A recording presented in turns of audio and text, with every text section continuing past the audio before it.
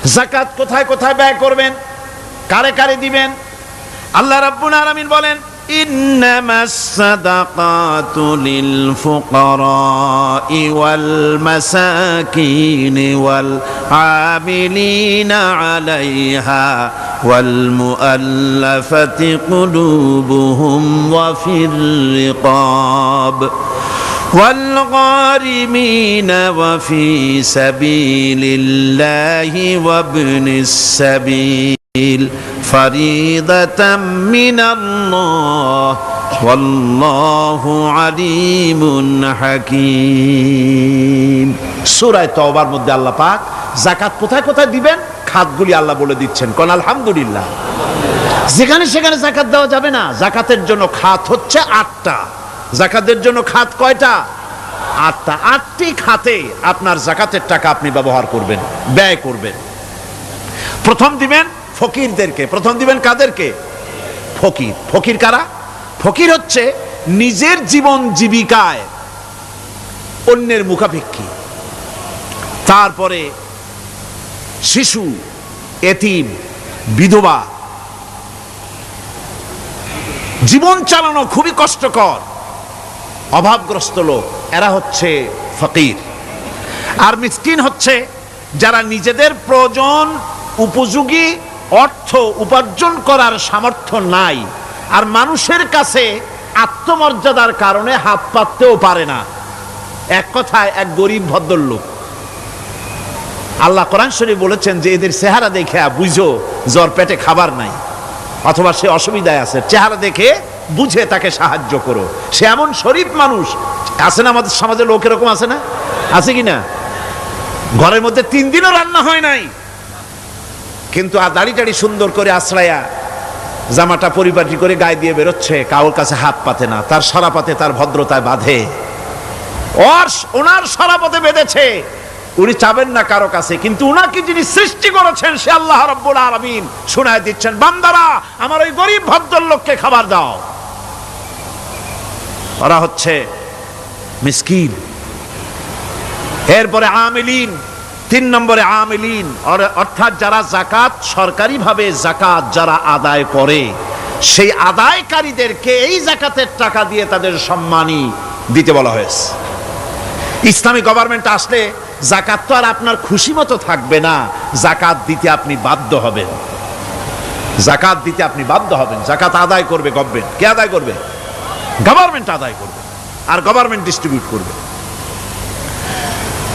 ওয়াল মুআল্লাফাতিল কুলুব, মনতুষ্টির জন্য, যাদের মন জয় করতে হবে এই ধরনের লোকদেরকে। ওয়ার রিকাব, আর গলদেশের মুক্তিদানের জন্য। ওয়াল গারিমিন, আর ঋণগ্রস্ত ব্যক্তি, তাও আবার এমন পর্যায়ের যে ঋণ পরিশোধ করতে গেলে যদি তার এমন অবস্থা হয় যে তার কাছে যাকাত দেওয়ার মতো টাকা থাকে না, এরকমের অবস্থা যদি হয় তাহলে যাকাতের টাকা দিয়ে তার ঋণ পরিশোধ করে দেওয়া যেতে পারে। ফি সাবিলিল্লাহ। এরপরে হচ্ছে জিহাদের রাস্তায়। জিহাদের রাস্তা মানে জিহাদ যখন শুরু হবে সেই জিহাদের ময়দানে আপনি বন্দুক রাইফেল কিনে দেওয়ার সাহায্য করবেন সেটা নয়, কিন্তু শুধু এটাকেই বোঝানো হয় নাই। ফি সাবিলিল্লাহ বলতে বোঝানো হয়েছে আল্লাহর রাস্তায় সংগ্রামরত সব ব্যাপারে আপনি সাহায্য করবেন, ইসলামী আন্দোলনের জন্য করবেন।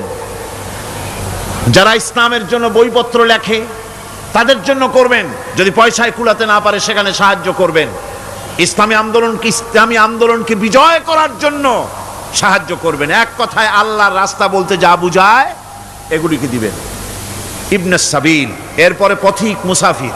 পথিক মুসাফির সে যদি বাড়িতে ধনী থাকে, ঢাকায় ধনী, কিন্তু চট্টগ্রামে এসে সর্বহারা হয়ে গেছে, টাকা পয়সা সব লুটপাট হয়ে গেছে, এখন বাড়ি ফেরার উপায় নাই, যাকাতের টাকা দিয়ে তাকে সাহায্য করা যেতে পারে। এই 8টি খাতে এভাবে যাকাত দেওয়ার জন্য আল্লাহ খাত সৃষ্টি করেছেন। কয়টা খাত হলো? 8টা খাত। কোরআনে কারীমের 3টি আয়াতে যাকাতের কথা এভাবে বলা হয়েছে।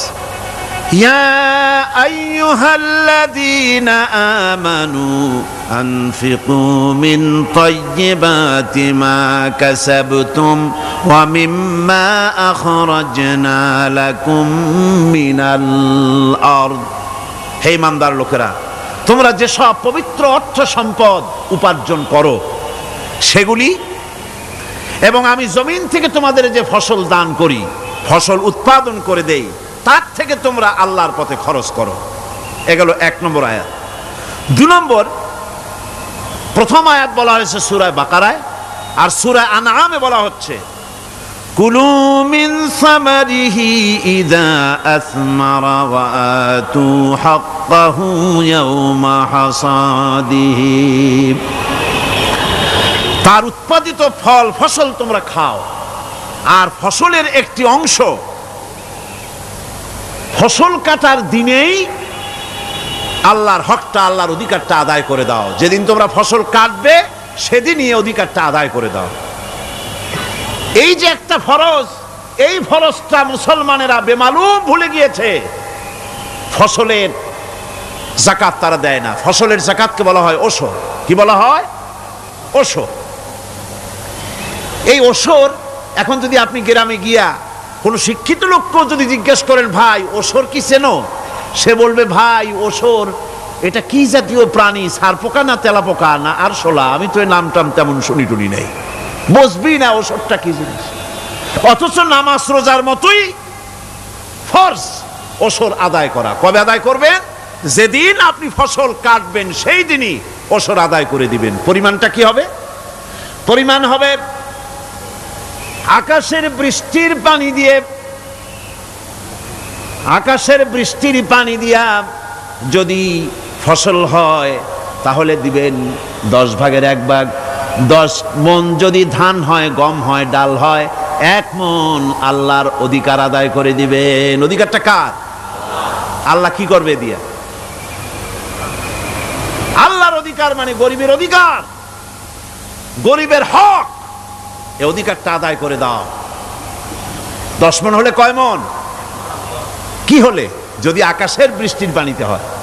আর যদি আপনার সেচের মাধ্যমে হয়, সেচ পরিকল্পনার মাধ্যমে পয়সা খরচ করে পেট্রোল ডিজেল লাগায়া ইঞ্জিন চালাইয়া পানি উঠাইয়া কষ্ট করে ফসল ফলাইছেন, তাহলে আল্লাহ পাক বলছেন 10 মণে 1 মণ দেওয়া লাগবে না, তোমার খরচ হইছে বেশি। বান্দারে, তোমার উপরে আল্লাহ পাক জুলুম করবেন না, এবার 20 মণ হলে তার থেকে 1 মণ দিও। সুবহানাল্লাহ।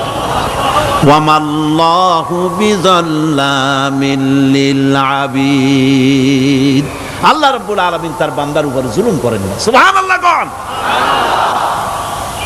এইভাবে করে ওশরের যাকাতটা তোমরা ঠিকমতো আদায় করে দিও। ওশরটা দিও, ফসলের ওশর দিও, আর টাকার যাকাত দিয়ে দিও।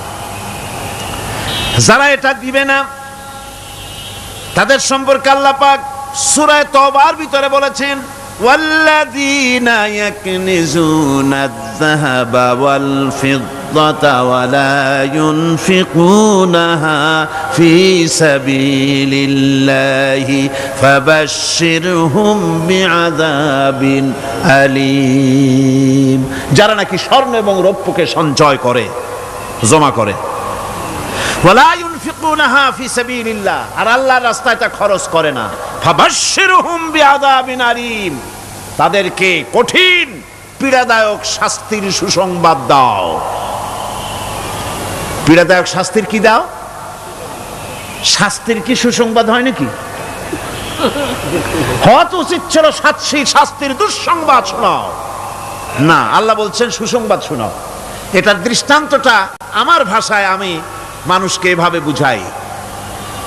ছেলে খুব দুষ্ট, দুষ্টামির ঠেলায় অস্থির, তার মা মোটেই সামলাতে পারছে না। তখন মা বলে, বেটা আমার কথা তো শুনলি না, তোর বাবা আসুক, তারপরে আমি তারে নালিশ করব। এমন পিট্টি দেবে, মজা টের পাবি। তখন পিট্টি দিলে কি মজা লাগে নাকি?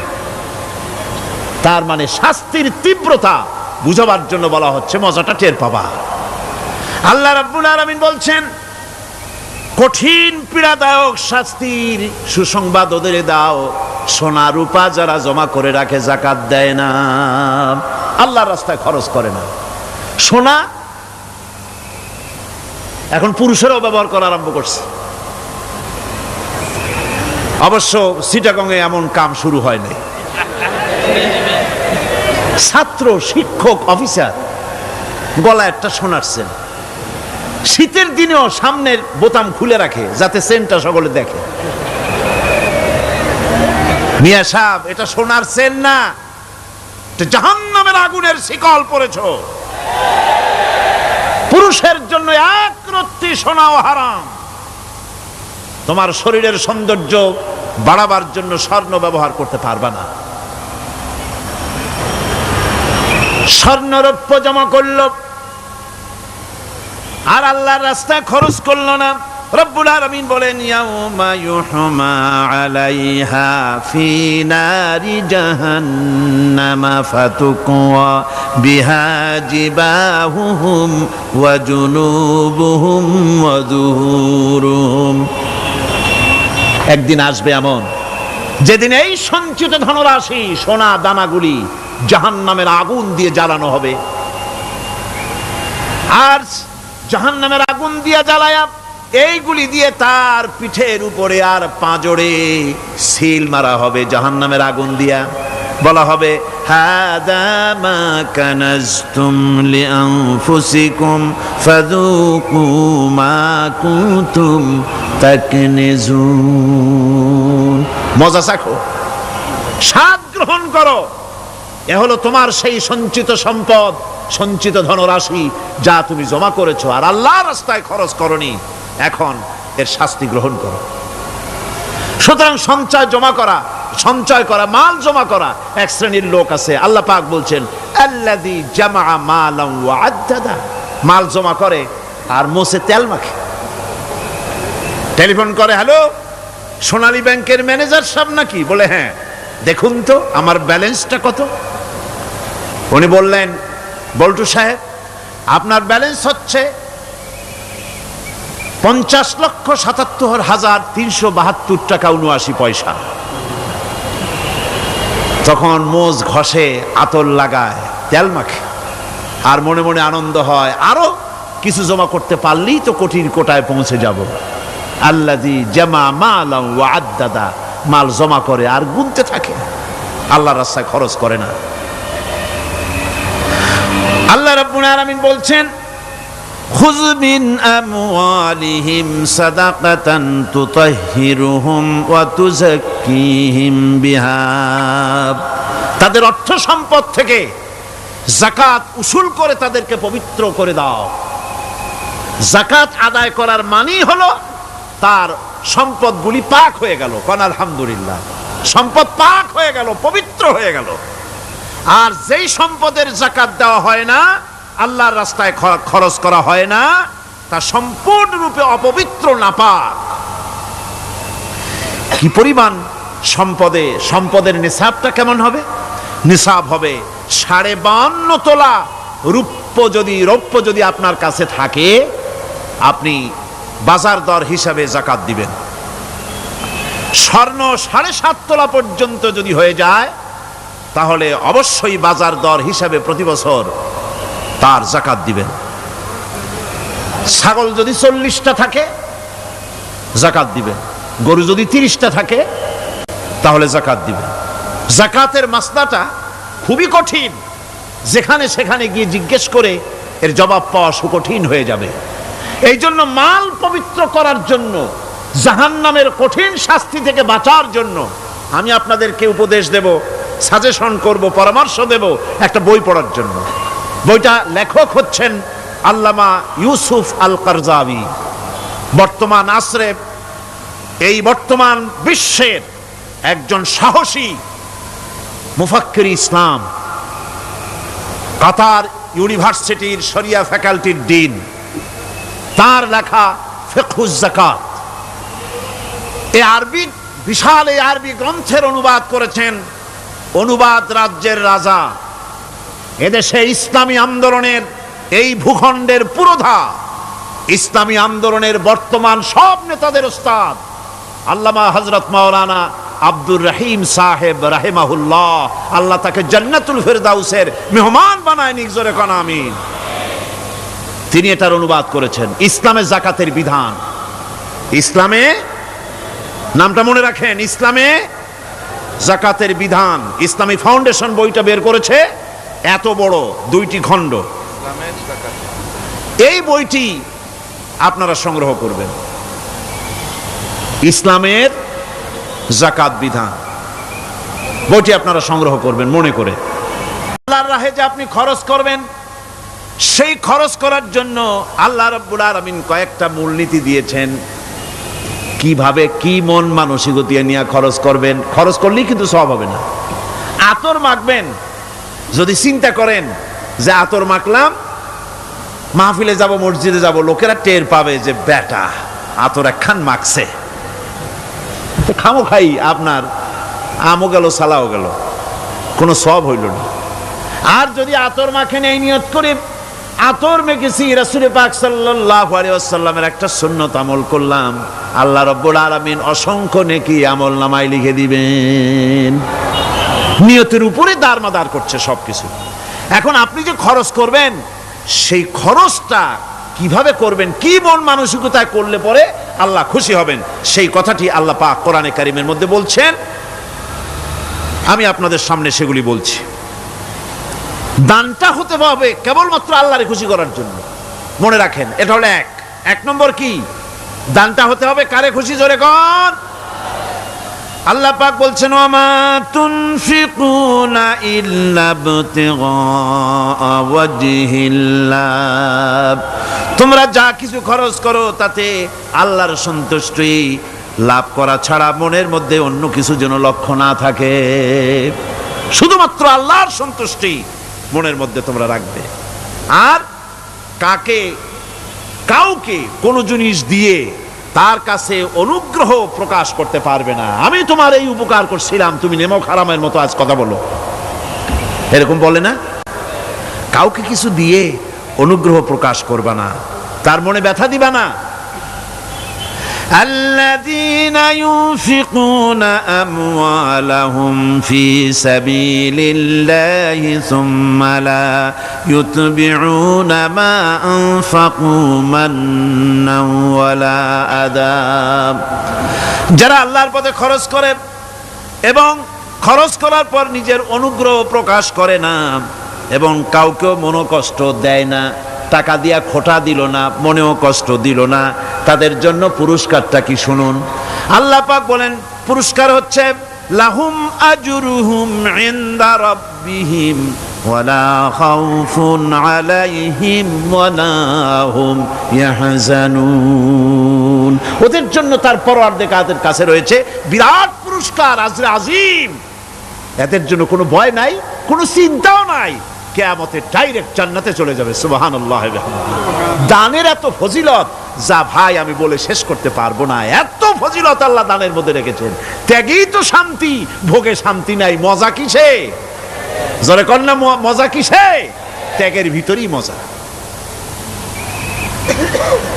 এরপরে আল্লাহ পাক বলছেন আল্লাহর পথে 3 নম্বরে হতেছে আল্লাহর পথে যা খরচ করবা বেছে বেছে ভালো জিনিসটা দিও, বাইসা বাইসা ছেঁড়া জামাটা দিও না। পকেটে হাত দিয়া দান করবে, পকেটে হাত দিয়া হাত আর বাইর করে না। কারণ কি? খুঁজে দেখে যে 10 পাই না, 4 না, কম পয়সাটা দেবে, ভালোটা দেবে না। টাকা বের করে ওর মধ্যে ময়লা পচা গন্ধ লাগে, ওইটা দান করবে, আর টাটকা টাকাটা পকেটে রেখে দেবে। এই স্বভাব আমাদের আছে কিনা? আছে কিনা? আরে বাবা, টাকা কি আপনি পকেটে রাখতে পারবেন? ওটা দেওয়া লাগবে না, এরে দেন তারে দেন, কাউকে কিন্তু দেবেনি। আমাদের এই বদভ্যাস আল্লাহ আমাদেরকে মাফ করুন। কোন আমিন বলেন। আমিন। দান করার সময় বেছে বেছে খারাপটা দিও না, ছেঁড়া কাপড়টা দিও না, অখাদ্য কুখাদ্য দান করো না। বিয়ার মজলিস, বিবাহে অনেক লোক দাওয়াত দিয়েছে, বেশি করে রান্না করছে, কম যদি হয়ে যায় বড় মিয়ার ইজ্জত নষ্ট হয়ে যাবে। মেহমান কম আসলো, এখন এই খাবারগুলি না পারিয়া তারপরে গরিবদের দেয়, না পেরে যখন খাবার কেউ নাই তখন গরিবদের দেয়। গরিবদের উদ্দেশ্য করে কিন্তু বানানো হয় নাই। এটা হলো একজনের রুটি খাচ্ছিল, এক কৃপণ বখিল রুটি খেতে বসেছে, সিল একটা এসে রুটিতে ছু মারলো, ছু মেরে রুটিটা নিয়ে গেছে। বেচারা পিছনে পিছনে দৌড় আরম্ভ করছে গালি দিতে দিতে। মরার সিল, আর তুই জায়গা পাইলি না। চিলের পিছনে দৌড়াতে দৌড়াতে নদীর পাড়ে চলে আসছে। সিলও দেখে যে আল্লাহ, এমন এক বেকায়দার লোকের রুটি নিলাম, কোনো গাছেও বসতে পারি না তার ঢিলার জ্বালায়। শেষ পর্যন্ত পাশে ছিল নদী, নদীর উপর দিয়া চিল উড়ে ওপার যাওয়া আরম্ভ করছে। বকিল বেচারা দাঁড়াই থাকে, দিলাম ফি সাবিলিল্লাহ, আল্লাহর রাস্তায় দিলাম। এর তো কোনো মানে নাই। নিজে খেতে না পারে বাসি অখাদ্য কুখাদ্য এগুলি দিতে আল্লাহ পাক নিষেধ করেছেন। দিবা বাইসে বাইসে ভালো জিনিসটা, যেটা তোমার কাছে প্রিয় ওইটা দিও। তুমি যদি খারাপটা দাও তাহলে আল্লাহ তোমার দেবেন ওই মানের। কিয়ামত আছে না, কিয়ামত ওই মানের পাবা। আল্লাহ পাক বলছেন, ইয়া আইয়ুহাল্লাযীনা আমানু আনফিকু মিন তাইয়্যিবাতি মা কাসাবতুম ওয়া মিম্মা আখরাজনা লাকুম মিনাল আরদ। তোমরা যে উপার্জন করেছো, সেই উপার্জনে তোমাদের জন্য যা উপার্জন করেছো তাই, আর মাটি থেকে আমি যা তোমাদের জন্য দিয়েছি তার থেকে ভালো জিনিস, ভালো ভালো জিনিস আমার রাস্তায় খরচ করো। এটা কার অর্ডার? আল্লাহর অর্ডার। আর খরচ করার জন্য ওয়ালা তায়াম্মামুল খাবিসা মিনহু তুনফিকুন, খরচ করার জন্য বাইসা বাইসা খারাপ গুলি জিনিসগুলি খুঁজে বেড়াইও না, ভালো জিনিসগুলি আমার রাস্তায় খরচ করো। আর যতদূর সম্ভব গোপনে দিও, যতদূর সম্ভব দান গোপনে করিও। মানুষকে শুনায়ও না অমুক জায়গায় দিলাম, বা মানুষকে দেখায় দেখায় দিও না। কোন কোন শহর আছে কোরবানির সময় বিরাট গরু কেনা হয়, সেই গরুর গলায় মালা দিয়া তারপরে শহরের রাস্তায় রাস্তায় ঘুরানো হয়, অমুক মিয়া সাহেব এই গরুটা কোরবানি করবে। এরকম চিটাগংয়ে হয় না, অন্য অন্য জেলায় হয়। জি, এখানেই বেশি হয়। তাই? আশ্চর্য কথা। তাহলে তো উচিত, এরকম যদি উদ্দেশ্য হয় তাহলে বড় মিয়া গরুর সাথে একসাথেই হাঁটা উচিত। লোকেরা বুঝুক কোন বড় মিয়া আর কোন বড় গরু। আপনি এটা করলেন কি জন্যে? এই কাজটা তো নিন্দনীয় কাজ। আর প্রতিযোগিতামূলক কোরবানি করা, প্রতিযোগিতামূলক 35,000 টাকার গরু কোরবানি করা হলো, মানে নাই। মানুষকে শুনাইয়া, মানুষকে দেখাইয়া যদি করা হয় কোনো ফল পাওয়া যাবে না। আমার বন্ধুগণ, আল্লাহ রাব্বুল আলামিন বলছেন, মানুষকে দেখাবার জন্য দান সদকা করো না।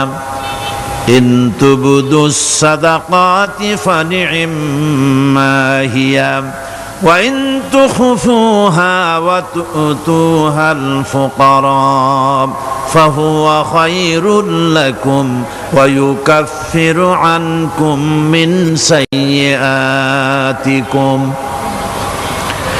প্রকাশ্যভাবে খরচ করলে তা ভালো, আল্লাহ পাক বলছেন প্রকাশ্যভাবে খরচ করলে তা ভালো, কিন্তু গোপনে দান করা সবথেকে উত্তম।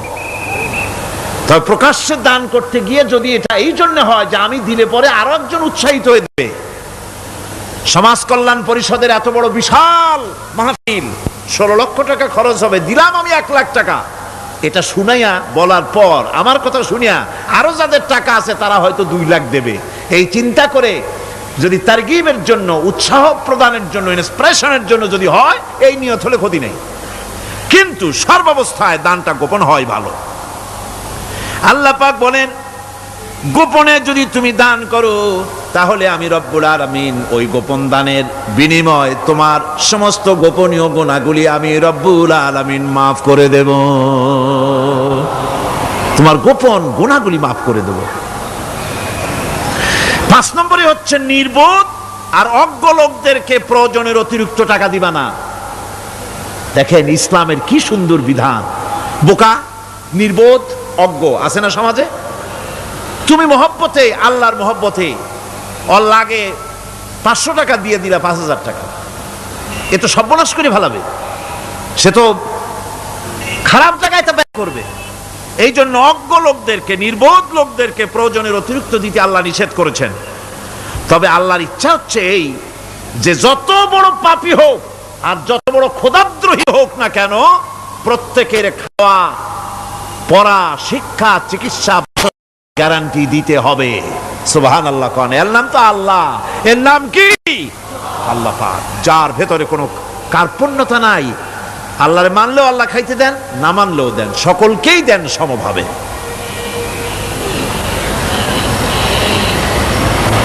6 নম্বরে হচ্ছে কারো প্রয়োজন পূরণের জন্য যদি ধার দেওয়া হয়, যদি কাউকে ধার দেন তা আদায় করার জন্য বারবার তাকে তাগাদা দেওয়া যাবে না। একথা শুনে যারা ঋণগ্রস্ত আছেন তারা আবার এই সুবিধাটা নিয়েন না।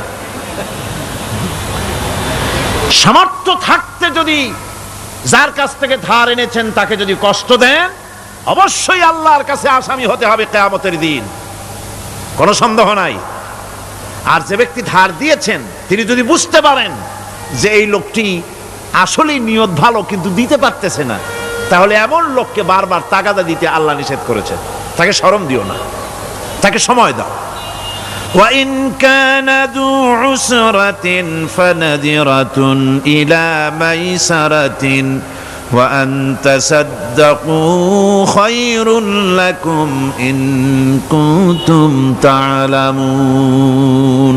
ঋণগ্রস্ত ব্যক্তির আর্থিক অবস্থা খারাপ হলে সচ্ছল হওয়া পর্যন্ত তাকে সময় দাও, আর তাকে যদি ক্ষমা করে দিতে পারো সেটা তো অনেক ভালো কথা। আল্লাহ তোমার প্রতি রহম করবেন। যদি ক্ষমার তাকে যদি সে দিতেই পারবে না এমন অবস্থা যদি হয়, তাহলে তাকে তুমি ক্ষমা করে দিও। কিছু সংখ্যক লোক আছে যারা ধার নিয়ে আসলেই ফাঁকি দিতে চায়, আছে না এমন সমাজে? না নাই? কিছু লোক আছে ধার নেয়, ভাই দেব 1 মাসের মধ্যে, কোনো সন্দেহ নাই। 6 মাস যায় তারপরেও দেয় না, অন্য কাজ করে মিটাই, অন্য কাজ মিটায়, কিন্তু এর টাকা পরিশোধ করে না। এরকম লোকও আছে, তারা আল্লাহর কাছে দায়ী হবে। একবার পত্রিকায় দেখেছিলাম কার বাড়িতে কার্টুন দিয়েছে, বাড়িতে বিরাট সাইনবোর্ড লাগাইছে কুকুর হইতে সাবধান। তার বন্ধু বলছে, ভাই তুমি কুকুর কিনলে কবে? কয় যে না, কুকুর কিনি নাই, সাইনবোর্ড লাগাইছি পাওনাদারদেরকে ঠেকাবার জন্য, যাতে সহজে বাড়ির মধ্যে না ঢোকে। তো এই চালাকিটা আর কেউ বুঝুক আর না বুঝুক, আল্লাহ পাক তো খুব ভালো করেই বোঝেন। 7 নম্বরের কথা হলো দান করার ব্যাপারে, যে আপনি দান করতে করতে যা আছে সব ফতুর করে ফেলাবেন, এটা কিন্তু ইসলাম চায় না। আপনার সন্তান সন্ততিকে বঞ্চিত করে, স্ত্রী পুত্রকে বঞ্চিত করে সমানে দান করবেন, ঘরে না খায়া থাকবেন, এই অবস্থা যেন না হয়। খরচ করবেন কি? আল্লাহ পাক বলছেন, وَيَسْأَلُونَكَ مَاذَا يُنْفِقُونَ قُلِ الْعَفْوَ। নবী আপনাকে প্রশ্ন করা হয় কি খরচ করব, আপনি বলুন প্রয়োজনের অতিরিক্ত জিনিস যেটা আছে সেটাই আল্লাহর জন্য খরচ করে দাও। তোমার প্রয়োজন যখন মিটে গেছে, ব্যাংকের মধ্যে অসংখ্য টাকা জমা রাখা খালি গুনতেছে বসে বসে, তা না করে অভাবগ্রস্ত মানুষদের প্রয়োজন মিটাও। খরচ করার ভিতরে আর খরচ না করার ভিতরে ভারসাম্য রক্ষা করতে হবে। ولا تجعل يدك مغلولة إلى عنقك ولا تبسطها كل البسط فتقعد ملوما محسورا। তোমাদের দানের হাত গুটায় একেবারে গলার সাথে বেঁধে রেখো না, আবার এমন বেশি ছেড়েও দিও না, কারণ এর ফলে তোমাকে অনুতপ্ত হওয়া লাগতে পারে, কার্পণ্যতাও না হয়, আর দ্বিতীয় জমের মতো দিয়ে আর সব ফতুরু না হয়ে যাও। দুটোর মধ্যে ব্যালেন্স হতে হবে। আর 8 নম্বরে কথা হচ্ছে এই যে এই দানের উপযুক্ত কারা। আপনি তো যাকাত দিবেন কাদেরে, সে কথা আল্লাহ বলে দিয়েছেন, আগে বলা হয়েছে না? কয়টা খাতে দিবেন? মাশাআল্লাহ, মনে আছে আপনাদের। আর এমনি সাধারণ দান সাদকা কাদেরকে দিবেন, উপযুক্ত পাত্র কারা, তার একটা লিস্ট আল্লাহ দিচ্ছেন। وَبِالْوَالِدَيْنِ إِحْسَانًا وَبِذِي الْقُرْبَى وَالْيَتَامَى وَالْمَسَاكِينِ وَالْجَارِ ذِي الْقُرْبَى। নিজের পিতামাতা, নিকট আত্মীয়, ইয়াতীম, মিসকিন এবং আত্মীয় প্রতিবেশী, তাদেরকে দিবে। আমি কিন্তু এখন যাকাতের কথা বলছি না, মা বাপকে যাকাত দেওয়া যাবে না। এটা হচ্ছে দান, সহযোগিতা করা, ইহসান করা। এই ইহসান মা বাপকে, প্রতিবেশী আত্মীয় যারা, মিসকিন যারা, এতিম যারা, অনাত্মীয় প্রতিবেশী যারা, চলার সাথী, প্রবাসী এবং নিজের চাকর চাকরানি যা কিছু আছে, এই সকলকেই এই সাহায্য করতে হবে, একথা আল্লাহ বলে দিয়েছেন। এবং আমরা যে আয়াত আলোচনা করতেছি সে আয়াতের ভিতরেও এই ফিরিস্তি আল্লাহ পাক বলে দিয়েছেন। আল্লাহর রাস্তায় যারা দান করবে তাদের সম্পর্কে আল্লাহ বলছেন এখন, مثل الذين ينفقون أموالهم في سبيل الله كمثل حبة। আল্লাহর রাস্তায় খরচ করা এর দৃষ্টান্ত হলো একটা দানার মতো, যেই দানাটা থেকে 7টা ডাল বেরিয়ে গেল। ফি কুল্লি সুমবালাতিন মিআতু হাব্বা, একটা দানা থেকে 7টা ডাল বেরোলো, এক একটা ডালে 100 করে দানা হলো, সব মিলাইয়া 700 দানা হয়ে গেল। ওয়াল্লাহু ইউদাইফু লিমান ইয়াশা ওয়াল্লাহু ওয়াসিউন আলিম। আল্লাহ পাক বলেন, এই পৃথিবীতে একটা দানায় 700 দানা যে আল্লাহ রাব্বুল আলামিন তোমার হাতে ধরায় দিলেন, সে আল্লাহ পাকের ব্যাংকে যদি টাকা জমা রাখো, আল্লাহর রাস্তায় যদি খরচ করো, 700 গুণ বাড়াইয়া আল্লাহ তোমার হাতে ধরাইয়া দিবেন। আল্লাহু ইউদাইফু লিমান ইয়াশা, আর আল্লাহ ইচ্ছে করলে এর থেকেও বেশি তোমাকে দান করবেন। সুবহানাল্লাহ, কোন জোরে। আর এই দান করতে হবে মরার আগে। কোন সময় দেবেন কোন? আমার দেশে বহু মুসলমান আছে যারা বলে, হুজুর আসি আপনাদের পেছনে, যা বলেন আসি, জীবন দিয়া দেব। এরা খুব চালাক, জীবন দিতে চায়, মাল দিতে চায় না। আল্লাহ তো আগে জীবন চায় নাই, আল্লাহ আগে কি চেয়েছেন? কন্যা আল্লাহ আগে কি চেয়েছেন? আল্লাহ চেয়েছেন মাল। وَتُجَاهِدُونَ فِي سَبِيلِ اللَّهِ بِأَمْوَالِكُمْ وَأَنفُسِكُمْ। আল্লাহ পাক বলেন, জিহাদ করো আমার রাস্তায় মাল দিয়ে আর জান দিয়ে। মাল দাও আগে, মাল না দিয়া যদি আগে মরে যাও, মালটা তো থেকেই গেল। সুতরাং মাল আগে আমার রাস্তায় দাও। দেবা কখন? মরার আগে দাও।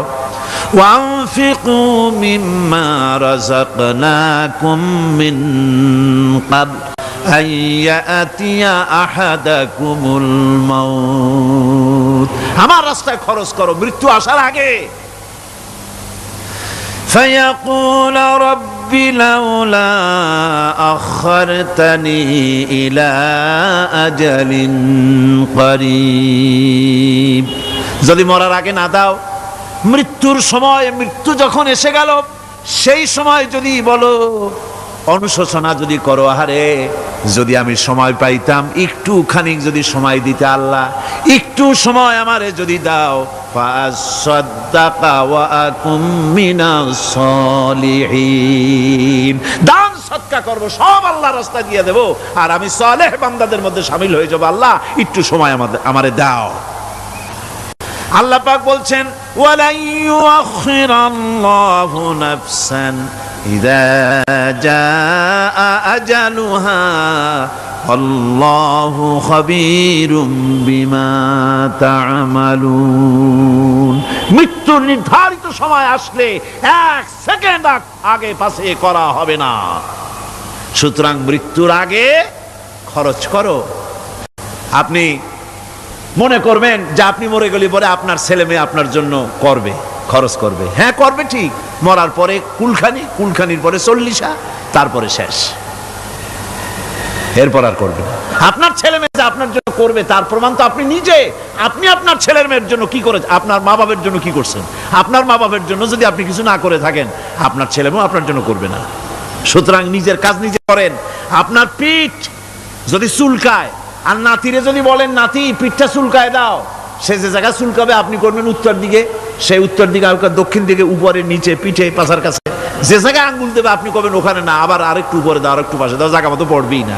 আর কষ্ট করে নিজের হাতটা যদি পৌঁছাইতে পারেন জায়গা মতো পড়ে, একবার চুলকানি মারলেই চুলকানি শেষ, ঠিক কিনা?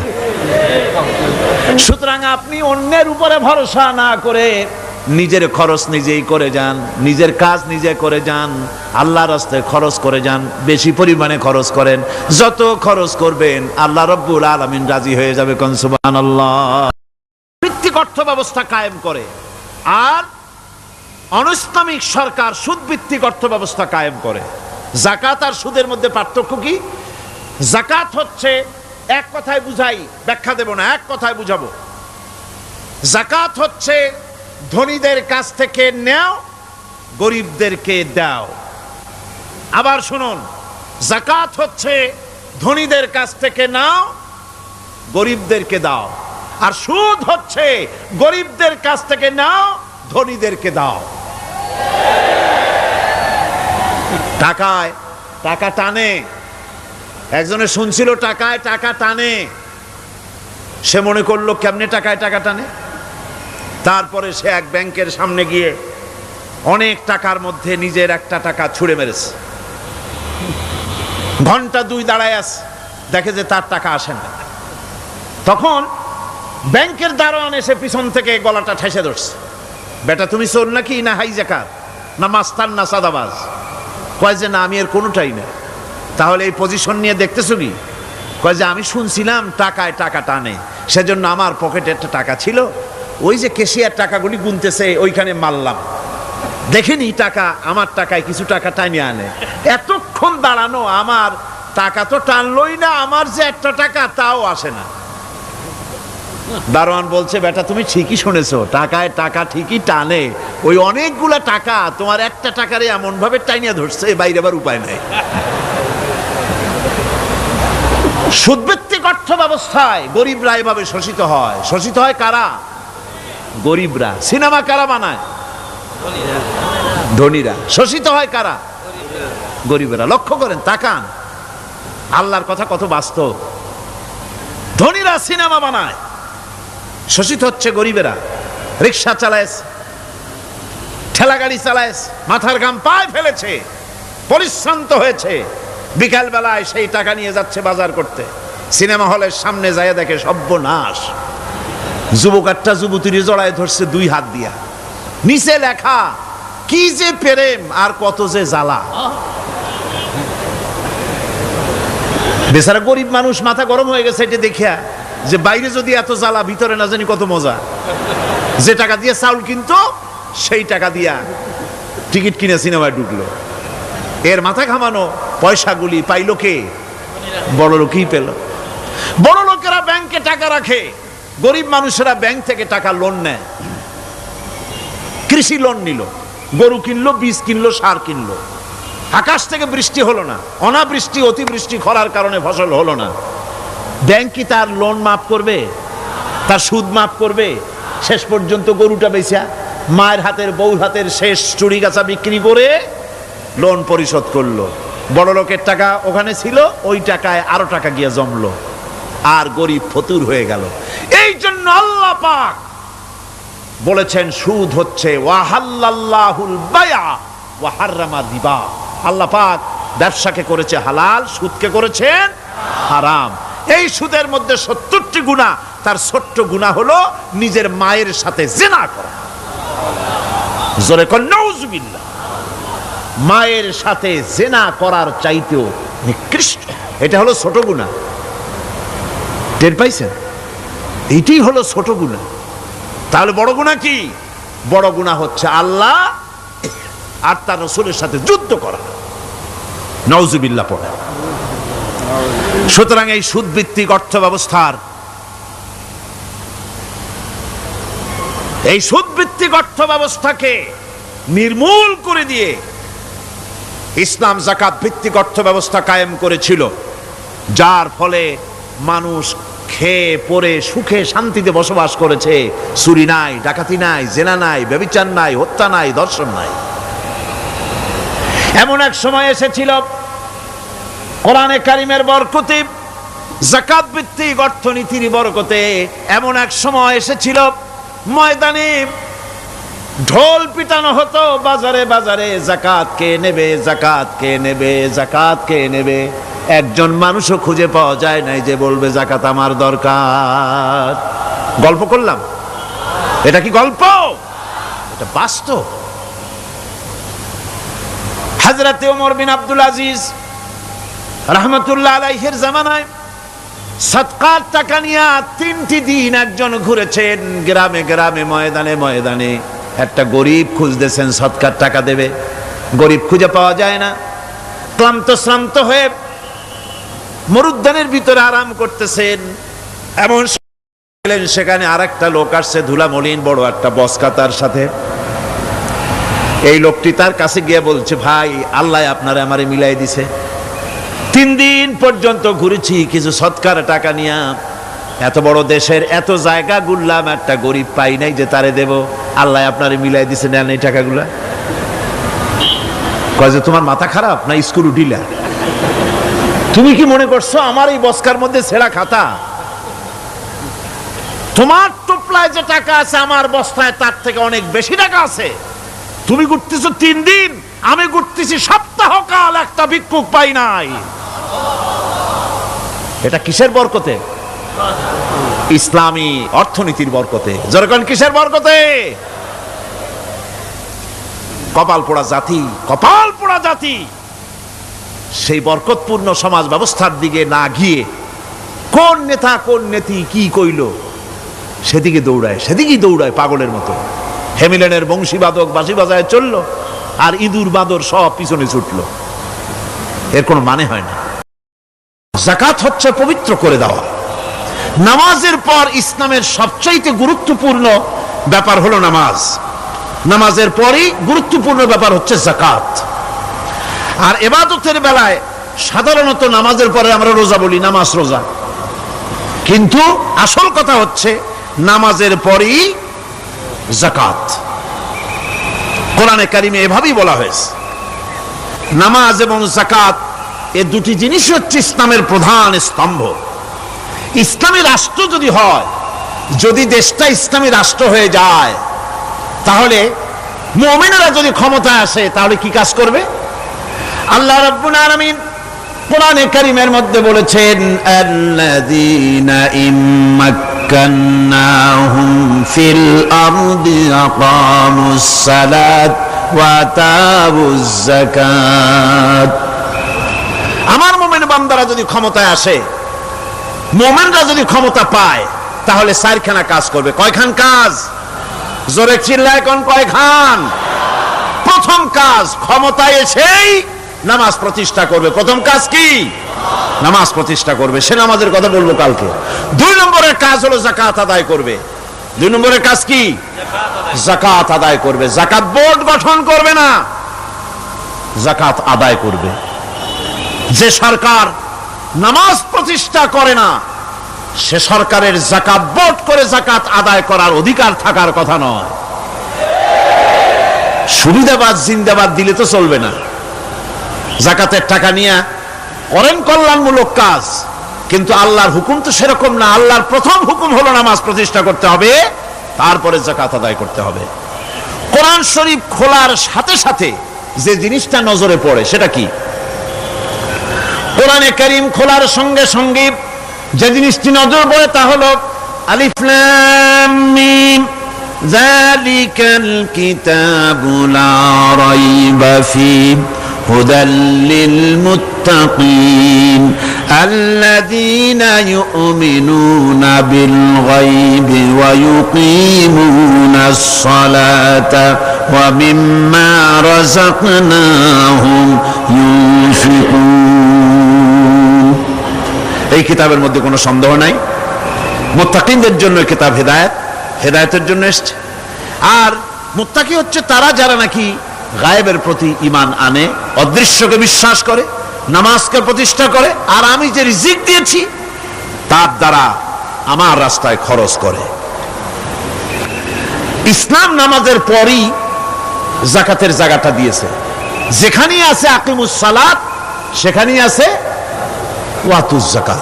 দেখছেন কি ধরনের একটা মিল, যেখানেই নামাজ প্রতিষ্ঠা করো সেখানে যাকাত আদায় করো। তার মানে হলো নামাজ সঠিকভাবে প্রতিষ্ঠা হতেই পারে না যাকাত ভিত্তিক অর্থ ব্যবস্থা পরিচালিত হওয়া ছাড়া। কারণ একটি গরিব মানুষ, পেটে খাবার নাই, সে নামাজ পড়তে যখন দাঁড়িয়েছে তার নিজের পেটে খাবার নাই, তার বাচ্চা অসুখে তড়পাচ্ছে, তার ছেলের পরীক্ষার ফি নাই, ফি দেওয়ার মতো পয়সা নাই, তার স্ত্রীর পরনে কাপড় নাই, নামাজ পড়তে দাঁড়িয়েছে, স্বাভাবিকভাবেই নিজের ক্ষুধার যন্ত্রণা, বিবি বাল বাচ্চার কষ্টের কথা এগুলি তার মনের মধ্যে তোলপাড় করে উঠবে। এ কথা আল্লাহর চাইতে আর কে ভালো বুঝবে? সেই জন্য আল্লাহ পাক বলেছেন আকিমুস সালাত ওয়া আতুজ যাকাত, নামাজ প্রতিষ্ঠা করো, যাকাত আদায় করো। নামাজ আর যাকাতকে পাশাপাশি রাখা হয়েছে। আর এই নামাজ আর যাকাত দুনিয়ার সমস্ত নবীদের উপর আল্লাহ ফরজ করেছিলেন। কোন সুবহানাল্লাহ। এ শুধু আপনার আমার নবীর উপরে না, দুনিয়ার সব নবীদের উপরে নামাজ আর যাকাত কি ছিল? ফরজ। হযরত ইব্রাহিম আলাইহিস সালাম এবং তার বংশের নবীদের কথা উল্লেখ করার পর আল্লাহ রাব্বুল আলামিন বলছেন ওয়াজআলনাহুম আইম্মাতান ইয়াহদুনা বিআমরিনা وأوحينا إليهم فعل الخيرات وإقام الصلاة وإيتاء الزكاة وكانوا لنا عابدين وجعلناهم أئمة আমি সমস্ত নবীদেরকে নেতা বানাইছি। সমস্ত নবীরা কি? আর এক শ্রেণীর, কি বলবো আমি, আমার কাছে ভাষা আসতেছে না, এক শ্রেণীর ভদ্রলোক বলি, ওনারা বলেন নবীদের নেতা কওয়া যাবে না। আশ্চর্য কথা, এই আয়াতের অর্থ তারা কি করবেন? ওয়াজআলনাহুম আইম্মাতান, নবীদের কথা বলা হচ্ছে আমি সমস্ত নবীদেরকে নেতা বানিয়েছি, তাদেরকে আমি নির্দেশ করেছি ভালো কাজের, তারা কল্যাণমূলক কাজ করবে এটা নির্দেশ করেছি, নেতা বানিয়েছি। আর তাদেরকে বলেছি কল্যাণমূলক কাজ করার জন্য, নামাজকে প্রতিষ্ঠা করার জন্য, যাকাতকে আদায় করার জন্য। আর তারা সবাই ছিল আমার অনুগত, বাধ্যগত। নবীরা সব হলেন নেতা। নবীরা কি?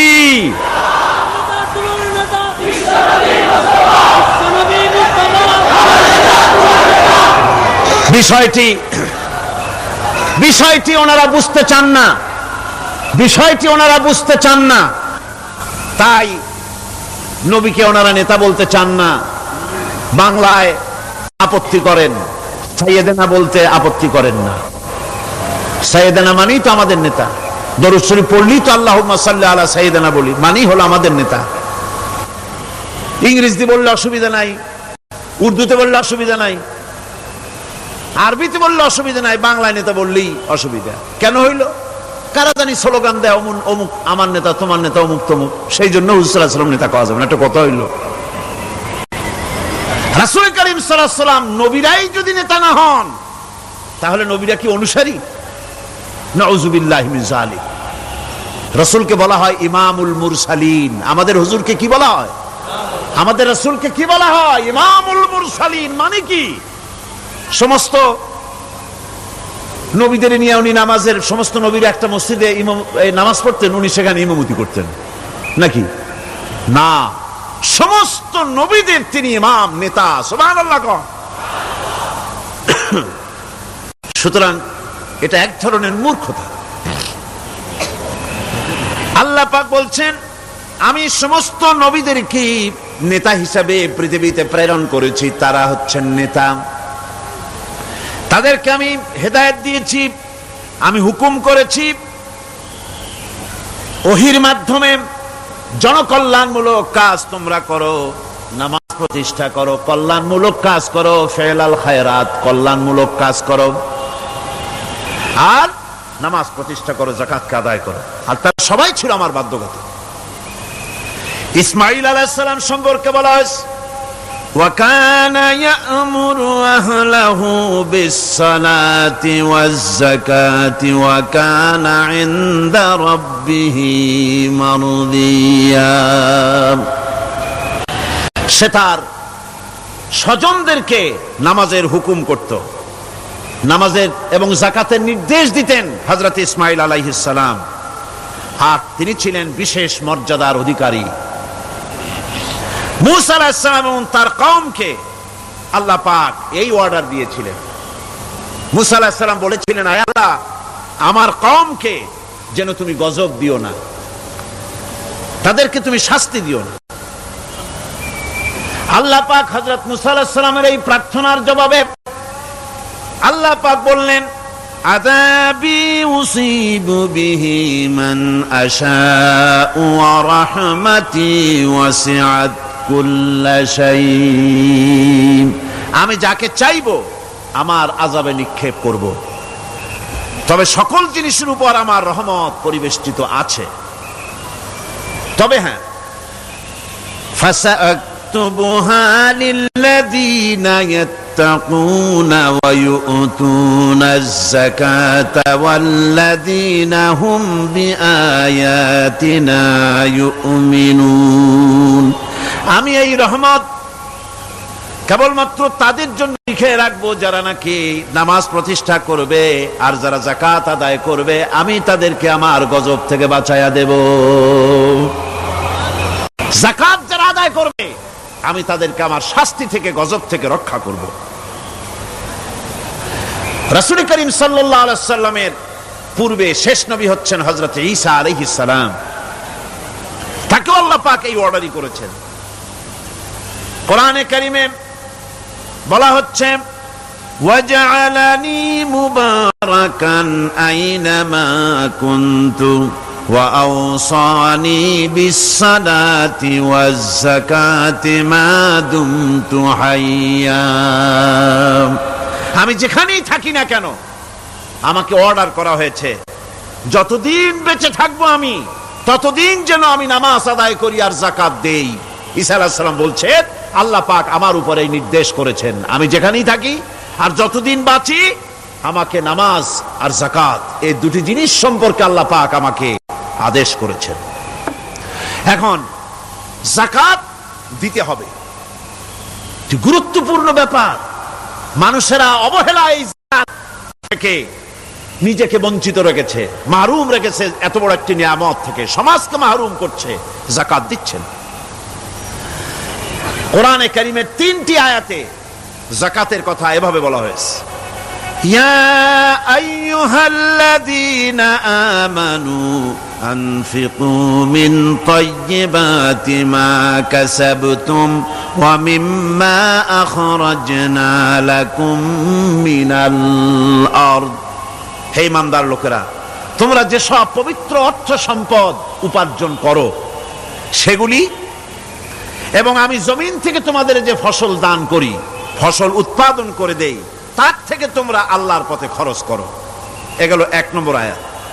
2 নম্বর, প্রথম আয়াত বলা হয়েছে সূরা বাকারায়, আর সূরা আনআমে বলা হচ্ছে, কুলু মিন সামারিহি ইযা আসমারা ওয়া আতু হাক্কাহু ইয়াওমা হাসাদিহি। তার উৎপাদিত ফল ফসল তোমরা খাও, আর ফসলের একটি অংশ ফসল কাটার দিনেই আল্লাহর হকটা, আল্লাহর অধিকারটা আদায় করে দাও। যেদিন তোমরা ফসল কাটবে সেদিনই এই অধিকারটা আদায় করে দাও। এই যে একটা ফরজ, এই ফরজটা মুসলমানেরা বেমালুম ভুলে গিয়েছে। ফসলের যাকাত তারা দেয় না। ফসলের যাকাতকে বলা হয় ওশর। কি বলা হয়? ওশর।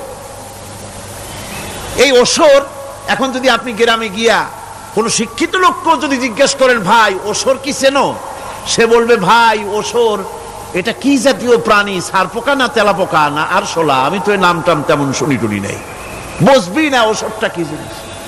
অথচ নামাজ রোজার মতোই ফরজ ওশর আদায় করা। কবে আদায় করবেন? যেদিন আপনি ফসল কাটবেন সেই দিনই ওশর আদায় করে দিবেন। পরিমাণটা কি হবে? পরিমাণ হবে আকাশের বৃষ্টির পানি দিয়ে, আকাশের বৃষ্টির পানি দিয়া যদি ফসল হয় তাহলে দিবেন 10 ভাগের 1 ভাগ। 10 মণ যদি ধান হয়, গম হয়, ডাল হয়, 1 মণ আল্লাহর অধিকার আদায় করে দিবেন। অধিকারটা কার? আল্লাহ কি করবে দিয়া? আল্লাহর অধিকার মানে গরিবের অধিকার, গরিবের হক, এই অধিকারটা আদায় করে দাও। 10 মণ হলে কয় মণ? কি হলে?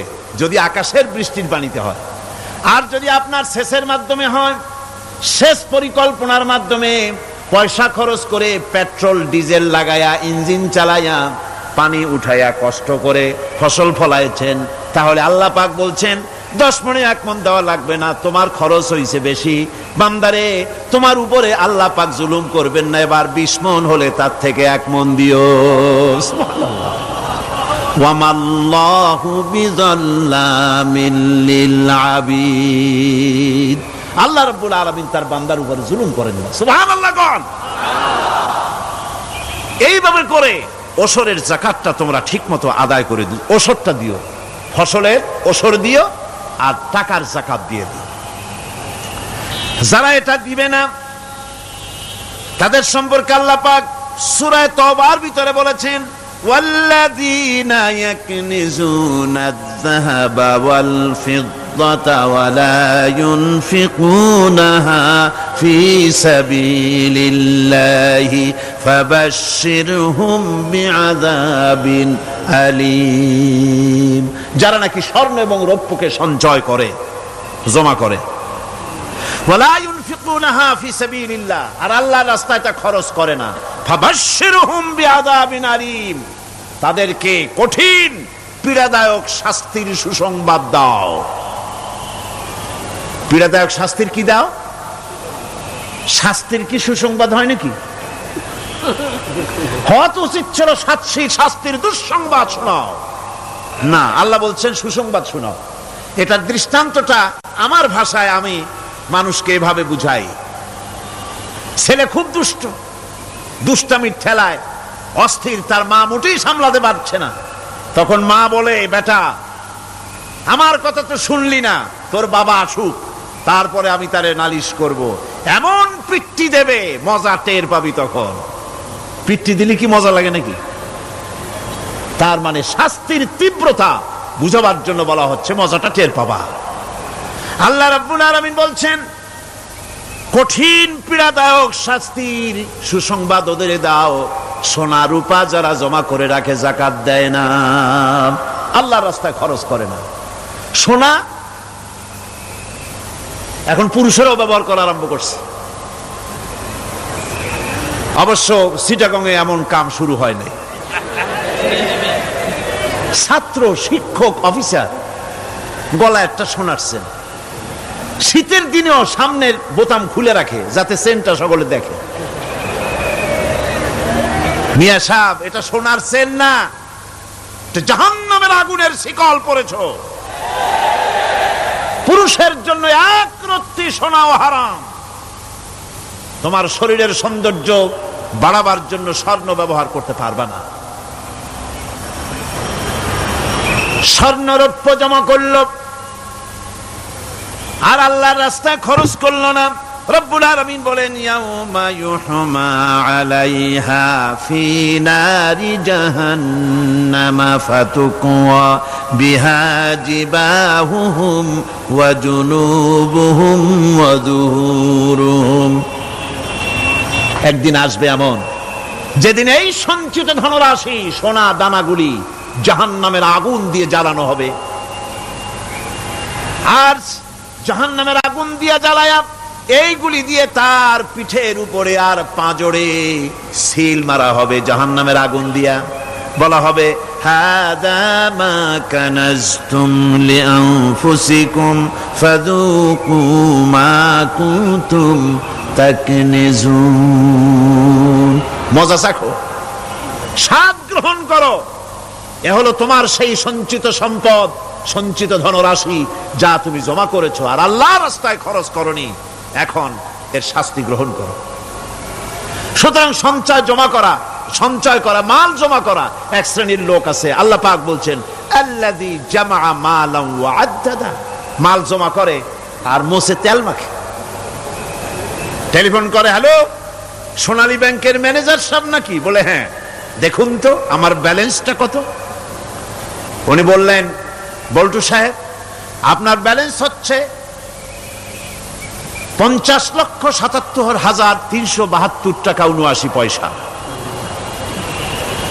তখন মোজ ঘষে, আতর লাগায়, তেল মাখে, আর মনে মনে আনন্দ হয়, আরো কিছু জমা করতে পারলেই তো কঠিন কোটায় পৌঁছে যাব।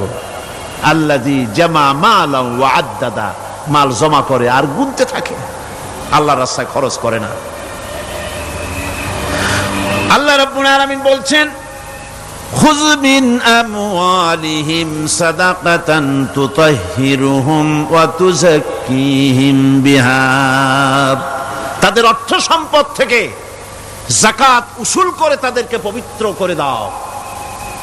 যাকাত আদায় করার মানেই হলো তার সম্পদগুলি পাক হয়ে গেল। কোন আলহামদুলিল্লাহ, সম্পদ পাক হয়ে গেল, পবিত্র হয়ে গেল।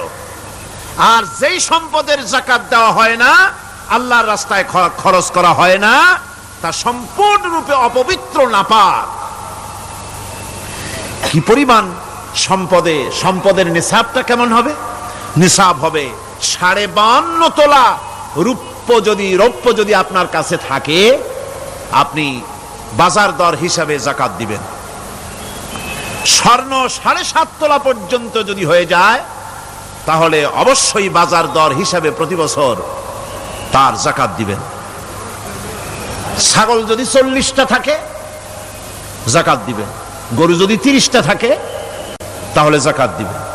যাকাতের মাসলাটা খুবই কঠিন, যেখানে সেখানে গিয়ে জিজ্ঞেস করে এর জবাব পাওয়া সুকঠিন হয়ে যাবে।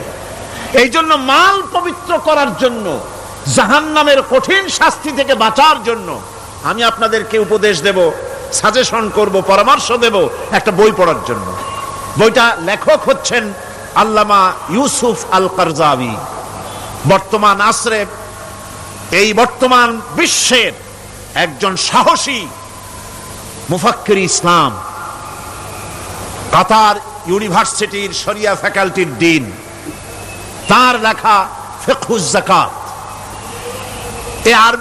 বিশাল এই আরবি গ্রন্থের অনুবাদ করেছেন অনুবাদ রাজ্যের রাজা, এদেশে ইসলামী আন্দোলনের, এই ভূখণ্ডের পুরোধা ইসলামী আন্দোলনের বর্তমান সব নেতাদের ওস্তাদ আল্লামা হযরত মাওলানা আব্দুর রহিম সাহেব রাহিমাহুল্লাহ, আল্লাহ তাকে জান্নাতুল ফেরদাউসের মেহমান বানায় নিক, জোরে কোন আমিন।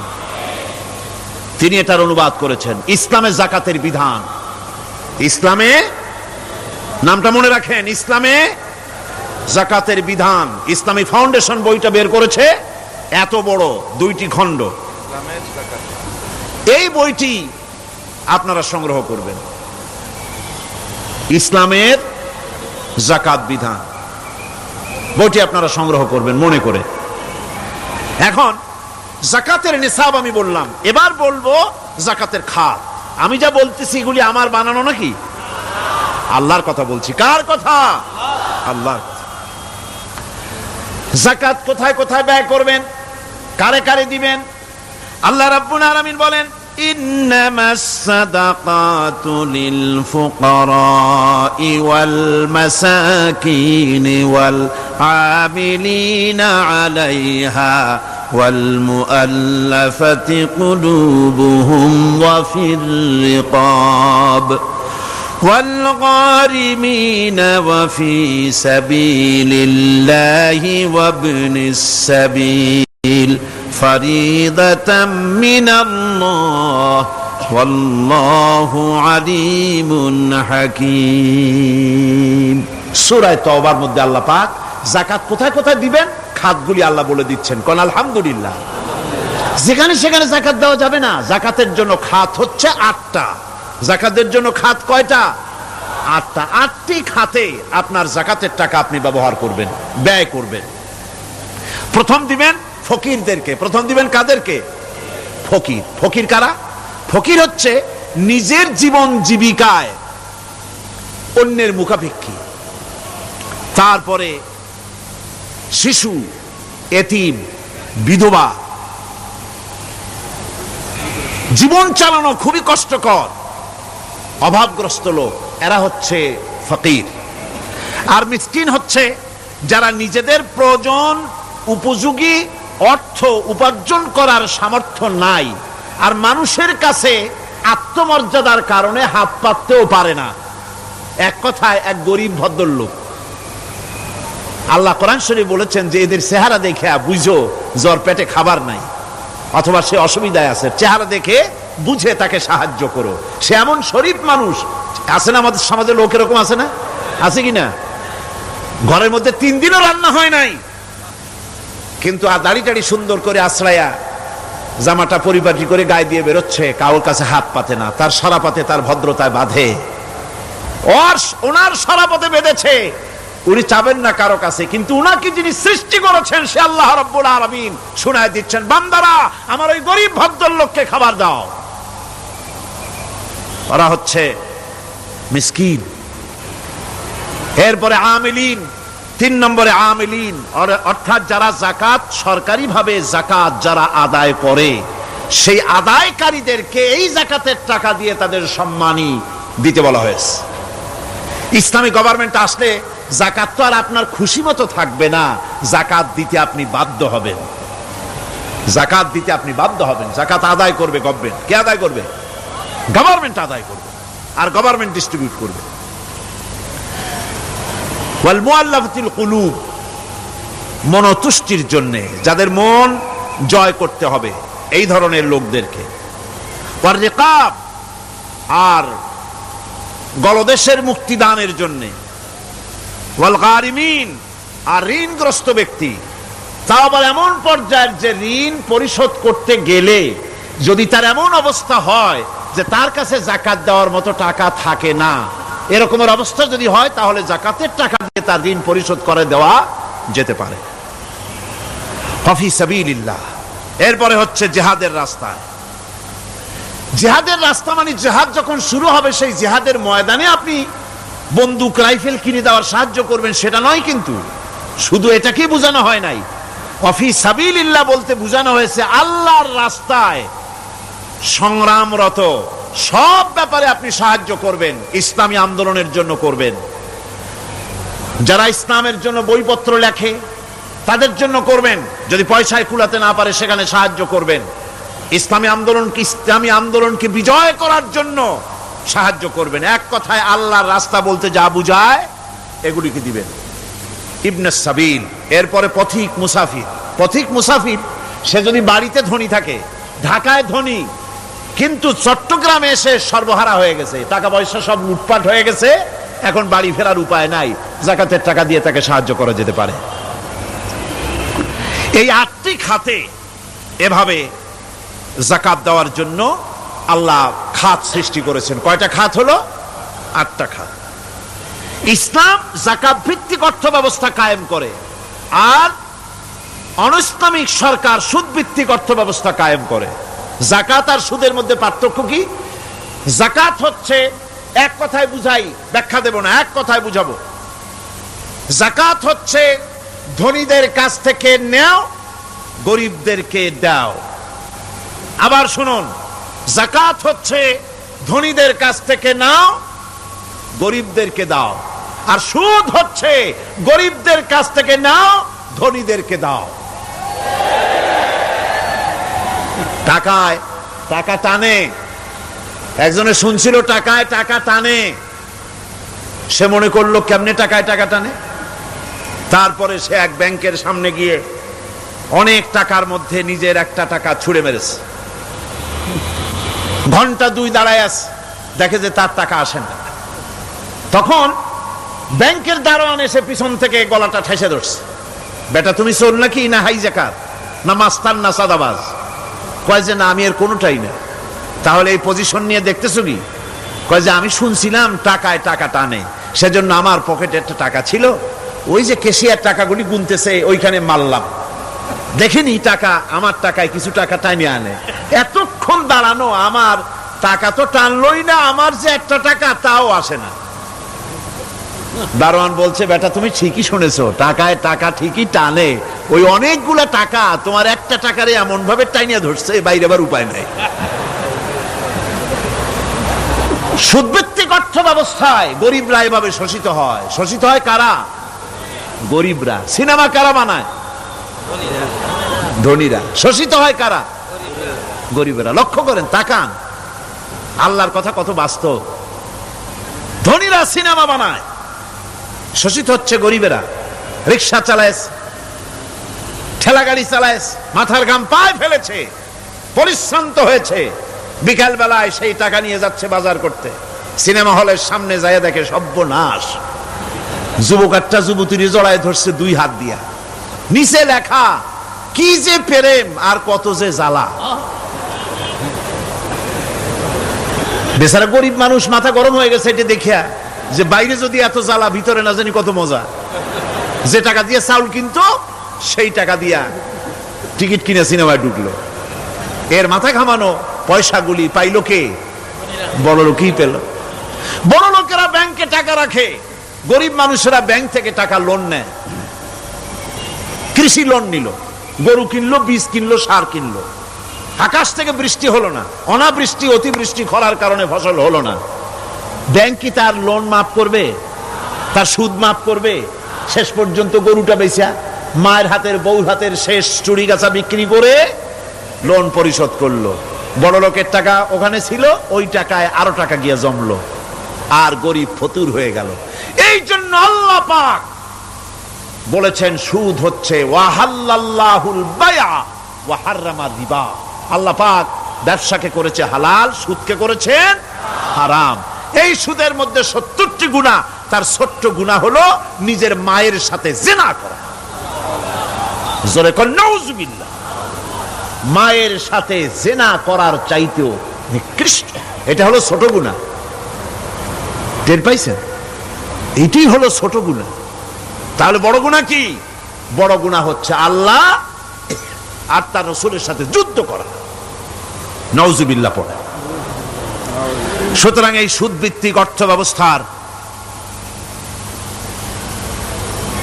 এই সুদ ভিত্তিক অর্থ ব্যবস্থাকে নির্মূল করে দিয়ে ইসলাম যাকাত ভিত্তিক অর্থ ব্যবস্থা কায়েম করেছিল, যার ফলে মানুষ খেয়ে পরে সুখে শান্তিতে বসবাস করেছে। চুরি নাই, ডাকাতি নাই, জেনা নাই, ব্যভিচার নাই, হত্যা নাই, ধর্ষণ নাই। এমন এক সময় এসেছিল কোরআনে কারিমের বরকতে, যাকাত ভিত্তিক অর্থনীতির বরকতে, এমন এক সময় এসেছিল ময়দানে ঢোল পিটানো হতো বাজারে বাজারে, যাকাত কে নেবে, যাকাত কে নেবে, যাকাত কে নেবে। একজন মানুষও খুঁজে পাওয়া যায় নাই যে বলবে যাকাত আমার দরকার। গল্প করলাম? এটা কি গল্প? এটা বাস্তব। হযরত ওমর বিন আব্দুল আজিজ রাহমাতুল্লাহ আলাইহির জামানায় সাদকার টাকা নিয়ে 3টি দিন একজন ঘুরেছেন গ্রামে গ্রামে, ময়দানে ময়দানে। একটা গরিব খুঁজতেছেন সদকার টাকা দেবে, গরিব খুঁজে পাওয়া যায় না। ক্লান্ত শ্রান্ত হয়ে মরুদ্যানের ভিতরে আরাম করতেছেন, এমন সময় দেখতে পেলেন সেখানে আরেকটা লোক আসছে, ধুলা মলিন বড় একটা বস্কা তার সাথে। এই লোকটি তার কাছে গিয়ে বলছে, ভাই আল্লাহ আপনারে আমারে মিলাই দিছে, 3 দিন পর্যন্ত ঘুরেছি কিছু সদকার টাকা নিয়ে, এত বড় দেশের এত জায়গা ঘুরলাম, একটা গরিব পাই নাই যে তারে দেব, আল্লাহ আপনারে মিলাই দিছে, নেন এই টাকাগুলা। কয় যে তোমার মাথা খারাপ না স্কুল উঠিলা? তুমি কি মনে করছো আমার এই বস্কার মধ্যে ছেঁড়া খাতা? তোমার টোপলায় যে টাকা আছে আমার বস্তায় তার থেকে অনেক বেশি টাকা আছে। তুমি ঘুরতেছো 3 দিন, আমি ঘুরতেছি সপ্তাহকাল, একটা ভিক্ষুক পাই নাই। এটা কিসের বরকতে? ইসলামী অর্থনীতির বরকতে। যখন কিসের বরকতে? কপাল পোড়া জাতি, কপাল পোড়া জাতি। সেই বরকতপূর্ণ সমাজ ব্যবস্থার দিকে না গিয়ে কোন নেতা কোন নেত্রী কি কইল সেদিকে দৌড়ায়, সেদিকেই দৌড়ায় পাগলের মতো। হেমিলেনের বংশীবাদক বাঁশি বাজায় চললো, আর ইঁদুর বাঁদর সব পিছনে ছুটলো। এর কোনো মানে হয় না। বন্ধুগণ, আল্লাহ রাব্বুল আলামিন এই যাকাত ব্যবস্থার মাধ্যমে বিরাট পরিবর্তন এনে দিয়েছিলেন। এটি আল্লাহ পাকের একটি বিশাল নিয়ামত। এই নিয়ামত আল্লাহ পাক ইসলামী রাষ্ট্রকে দান করেছেন। আর যাকাতেই বরকত। হালালে বরকত হয়, হারামে তো আর বরকত হয় না। কথা ঠিক কিনা কর? এখন আল্লাহর রাহে যে আপনি খরচ করবেন, সেই খরচ করার জন্য আল্লাহ রাব্বুল আলামিন কয়েকটা মূলনীতি দিয়েছেন। কিভাবে, কি মন মানসিকতা নিয়ে খরচ করবেন। খরচ করলেই কিন্তু সওয়াব হবে না। আতর মাখবেন, যদি চিন্তা করেন যে আতর মাখলাম, মাহফিলে যাব, মসজিদে যাব, লোকেরা টের পাবে যে বেটা আতর একখান মাখছে, তো খামো খাই আপনার আমও গেল, সালাও গেল, কোনো সওয়াব হইল না। আর যদি আতর মাখেন এই নিয়ত করে আতর মেখেছি, রাসূল পাক সাল্লাল্লাহু আলাইহি ওয়াসাল্লামের একটা সুন্নাত আমল করলাম, আল্লাহ রাব্বুল আলামিন অসংখ্য নেকি আমল নামায় লিখে দিবেন। নিয়তের উপরে দারমাদার করছে সবকিছু। এখন আপনি যে খরচ করবেন, সেই খরচটা কিভাবে করবেন, কি মন মানসিকতায় করলে পরে আল্লাহ খুশি হবেন, সেই কথাটি আল্লাহ পাক কোরআনে কারীমের মধ্যে বলছেন। আমি আপনাদের সামনে সেগুলি বলছি। দানটা হতে হবে কেবলমাত্র আল্লাহরে খুশি করার জন্য। মনে রাখেন, এটা হলো এক নম্বর। কি দানটা হতে হবে কারে খুশি? জোরে কোন? আল্লাহ পাক বলছেন, ওয়ামা তুনফিকুনা ইল্লা ইবতিগা ওয়াজহিল্লাহ, তোমরা যা কিছু খরচ করো তাতে আল্লাহর সন্তুষ্টি লাভ করা ছাড়া মনের মধ্যে অন্য কিছু যেন লক্ষ্য না থাকে, শুধুমাত্র আল্লাহর সন্তুষ্টি মনের মধ্যে তোমরা রাখবে। আর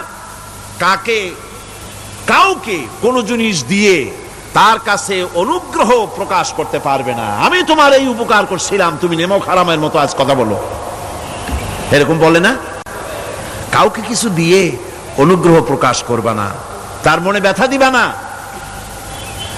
الذين ينفقون أموالهم في سبيل الله ثم لا يتبعون ما أنفقوا منا ولا أذى, যারা আল্লাহর পথে খরচ করে এবং খরচ করার পর নিজের অনুগ্রহ প্রকাশ করে না এবং কাউকেও মনোকষ্ট দেয় না, টাকা দিয়া খোটা দিল না, মনেও কষ্ট দিল না, তাদের জন্য পুরস্কারটা কি শুনুন। আল্লাহ পাক বলেন পুরস্কার হচ্ছে লাহুম আজরুহুম ইনদা রাব্বিহিম ওয়ালা খাউফুন আলাইহিম ওয়ালা হুম ইয়াহজানুন, ওদের জন্য তার পরওয়ারদিগারের কাছে রয়েছে বিরাট পুরস্কার, আজরে আজিম। এদের জন্য কোনো ভয় নাই, কোনো চিন্তাও নাই, কিয়ামতে ডাইরেক্ট জান্নাতে চলে যাবে। সুবহানাল্লাহ। দানের এত ফজিলত যা ভাই আমি বলে শেষ করতে পারবো না, এত ফজিলত আল্লাহ দানের মধ্যে রেখেছেন। ত্যাগেই তো শান্তি, ভোগে শান্তি নাই, মজা কিসে? জোরে কন্যা, মজা কিসে? ত্যাগের ভিতরেই মজা। এরপরে আল্লাহ পাক বলছেন আল্লাহর পথে 3 নম্বরে হতেছে আল্লাহর পথে যা খরচ করবা বেছে বেছে ভালো জিনিসটা দিও, বাইসা বাইসা ছেঁড়া জামাটা দিও না। পকেটে হাত দিয়া দান করবে, পকেটে হাত দিয়া হাত আর বাইর করে না। কারণ কি? খুঁজে দেখে যে 10 পাই না, 4 আনা, কম পয়সাটা দেবে, ভালোটা দেবে না। টাকা বের করে ওর মধ্যে ময়লা পচা গন্ধ লাগে, ওইটা দান করবে, আর টাটকা টাকাটা পকেটে রেখে দেবে। এই স্বভাব আমাদের আছে কিনা? আছে কিনা? আরে বাবা, টাকা কি আপনি পকেটে রাখতে পারবেন? ওটা দেওয়া লাগবে না, এরে দেন তারে দেন, কাউকে কিন্তু দেবেনি। আমাদের এই বদভ্যাস আল্লাহ আমাদেরকে মাফ করুন। কোন আমিন বলেন। আমিন। দান করার সময় বেছে বেছে খারাপটা দিও না, ছেঁড়া কাপড়টা দিও না, অখাদ্য কুখাদ্য দান করো না। বিয়ার মজলিস, বিবাহে অনেক লোক দাওয়াত দিয়েছে, বেশি করে রান্না করছে, কম যদি হয়ে যায় বড় মিয়ার ইজ্জত নষ্ট হয়ে যাবে। মেহমান কম আসলো, এখন এই খাবারগুলি না পারিয়া তারপরে গরিবদের দেয়, না পেরে যখন খাবার কেউ নাই তখন গরিবদের দেয়। গরিবদের উদ্দেশ্য করে কিন্তু বানানো হয় নাই। এটা হলো একজনের রুটি খাচ্ছিল, এক কৃপণ বখিল রুটি খেতে বসেছে, সিল একটা এসে রুটিতে ছু মারলো, ছু মেরে রুটিটা নিয়ে গেছে। বেচারা পিছনে পিছনে দৌড় আরম্ভ করছে, গালি দিতে দিতে। মরার সিল, আর তুই জায়গা পাইলি না। চিলের পিছনে দৌড়াতে দৌড়াতে নদীর পারে চলে আসছে। সিলও দেখে যে আল্লাহ, এমন এক বেকায়দার লোকের রুটি নিলাম, কোন গাছেও বসতে পারি না তার ঢিলার জ্বালায়। শেষ পর্যন্ত পাশে ছিল নদী, নদীর উপর দিয়া চিল উড়ে ওপার যাওয়া আরম্ভ করছে। বকিল বেচারা দাঁড়াই থাকে, কয় দিলাম ফি সাবিলিল্লাহ, আল্লাহর রাস্তায় দিলাম। এর তো কোনো মানে নাই। নিজে খেতে না পারে বাসি অখাদ্য কুখাদ্য এগুলি দিতে আল্লাহ পাক নিষেধ করেছেন। দিবা বাইসে বাইসে ভালো জিনিসটা, যেটা তোমার কাছে প্রিয় ওইটা দিও। তুমি যদি খারাপটা দাও তাহলে আল্লাহ তোমার দেবেন ওই মানের। কিয়ামত আছে না, কিয়ামত ওই মানের পাবা।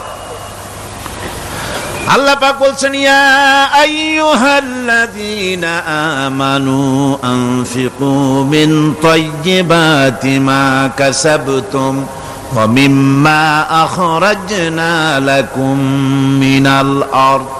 তোমরা যে উপার্জন করেছো, সেই উপার্জনে তোমাদের জন্য যা উপার্জন করেছো তাই, আর মাটির ভিতর থেকে আমি যা তোমাদের জন্য দিয়েছি তার থেকে ভালো জিনিস, ভালো ভালো জিনিস আমার রাস্তায় খরচ করো। এটা কার অর্ডার? আল্লাহর অর্ডার। আর খরচ করার জন্য ওয়ালা তায়াম্মামুল খাবিসা মিনহু তুনফিকুন, খরচ করার জন্য বাইসা বাইসা খারাপ জিনিসগুলি খুঁজে বেড়ায়ও না, ভালো জিনিসগুলি আমার রাস্তায় খরচ করো। আর যতদূর সম্ভব গোপনে দিও, যতদূর সম্ভব দান গোপনে করো। মানুষকে শুনায়ও না অমুক জায়গায় দিলাম, বা মানুষের দেখায় দেখায় দিও না। কোন কোন শহর আছে কোরবানির সময় বিরাট গরু কেনা হয়, সেই গরুর গলায় মালা দিয়া তারপরে শহরে রাস্তায় রাস্তায় ঘুরানো হয়, অমুক মিয়া সাহেব এই গরুটা কোরবানি করবে। এরকম চিটাগংয়ে হয় না, অন্য অন্য জেলায় হয়। জি, এখানেই বেশি হয়। তাই? আশ্চর্য কথা। তাহলে তো উচিত, এরকম যদি উদ্দেশ্য হয় তাহলে বড় মিয়া গরুর সাথে একসাথেই হাঁটা উচিত, লোকেরা বুঝুক কোন বড় মিয়া আর কোন বড় গরু। আপনি এটা করলেন কি জন্যে? এই কাজটা তো নিন্দনীয় কাজ। আর প্রতিযোগিতামূলক কোরবানি করা, প্রতিযোগিতামূলক 35,000 টাকার গরু কোরবানি করা হলো, মানে নাই। মানুষকে শুনাইয়া, মানুষকে দেখাইয়া যদি করা হয় কোনো ফল পাওয়া যাবে না। আমার বন্ধুগণ, আল্লাহ রাব্বুল আলামিন বলছেন মানুষকে দেখাবার জন্য দান সদকা করো না। ইন তুবদুস সাদাকাতি ফানি'ম্মা হিয়া ওয়া ইন তুখফুহা ওয়া তু'তুহাল ফুকারা ফাহুয়া খায়রুল লাকুম ওয়া ইউকাফিরু আনকুম মিন সাইয়্যাতিকুম। প্রকাশ্যভাবে খরচ করলে তা ভালো, আল্লাহ পাক বলছেন প্রকাশ্যভাবে খরচ করলে তা ভালো, কিন্তু গোপনে দান করা সবচাইতে উত্তম। তবে প্রকাশ্যে দান করতে গিয়ে যদি এটা এই জন্য হয় যে আমি দিলে পরে আরো একজন উৎসাহিত হয়ে দেবে, সমাজ কল্যাণ পরিষদের এত বড় বিশাল মাহফিল, 16 লক্ষ টাকা খরচ হবে, দিলাম আমি 1 লাখ টাকা, এটা শুনাইয়া বলার পর আমার কথা শুনিয়া আরো যাদের টাকা আছে তারা হয়তো 2 লাখ দেবে, এই চিন্তা করে যদি তারগিবের জন্য, উৎসাহ প্রদানের জন্য, ইন্সপিরেশনের জন্য যদি হয়, এই নিয়ত হলে ক্ষতি নেই। কিন্তু সর্বাবস্থায় দানটা গোপন হয় ভালো।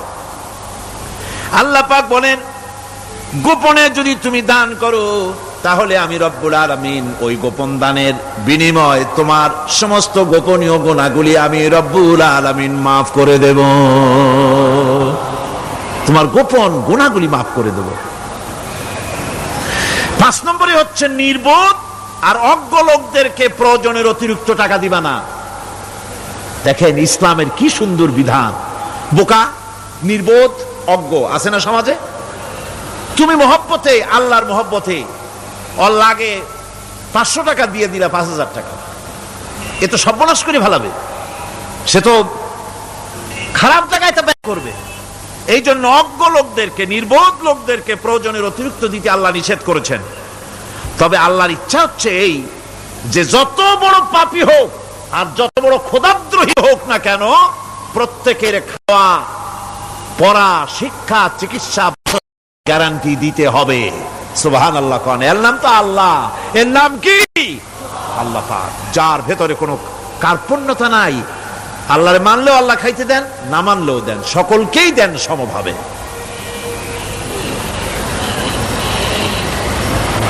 6 নম্বরে হচ্ছে কারো প্রয়োজন পূরণের জন্য যদি ধার দেওয়া হয়, যদি কাউকে ধার দেন তা আদায় করার জন্য বারবার তাকে তাগাদা দেওয়া যাবে না। একথা শুনে যারা ঋণগ্রস্ত আছেন তারা আবার এই সুবিধাটা নিয়েন না। সামর্থ্য থাকতে যদি যার কাছ থেকে ধার এনেছেন তাকে যদি কষ্ট দেন, অবশ্যই আল্লাহর কাছে আসামি হতে হবে কিয়ামতের দিন, কোনো সন্দেহ নাই। আর যে ব্যক্তি ধার দিয়েছেন তিনি যদি বুঝতে পারেন যে এই লোকটি আসলেই নিয়ত ভালো কিন্তু দিতে পারতেছে না, তাহলে এমন লোককে বারবার তাগাদা দিতে আল্লাহ নিষেধ করেছেন। তাকে শরম দিও না, তাকে সময় দাও।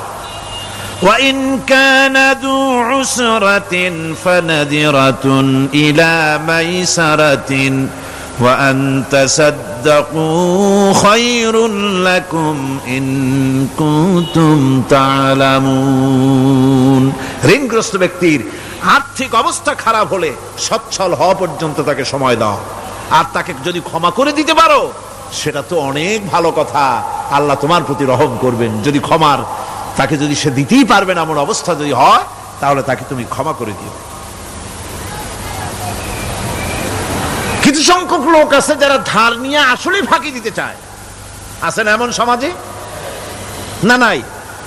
কিছু লোক আছে ধার নেয়, ভাই দেব 1 মাসের মধ্যে, কোনো সন্দেহ নাই। 6 মাস যায় তারপরেও দেয় না, অন্য কাজ করে মিটাই, অন্য কাজ মিটায়, কিন্তু এর টাকা পরিশোধ করে না। এরকম লোকও আছে, তারা আল্লাহর কাছে দায়ী হবে।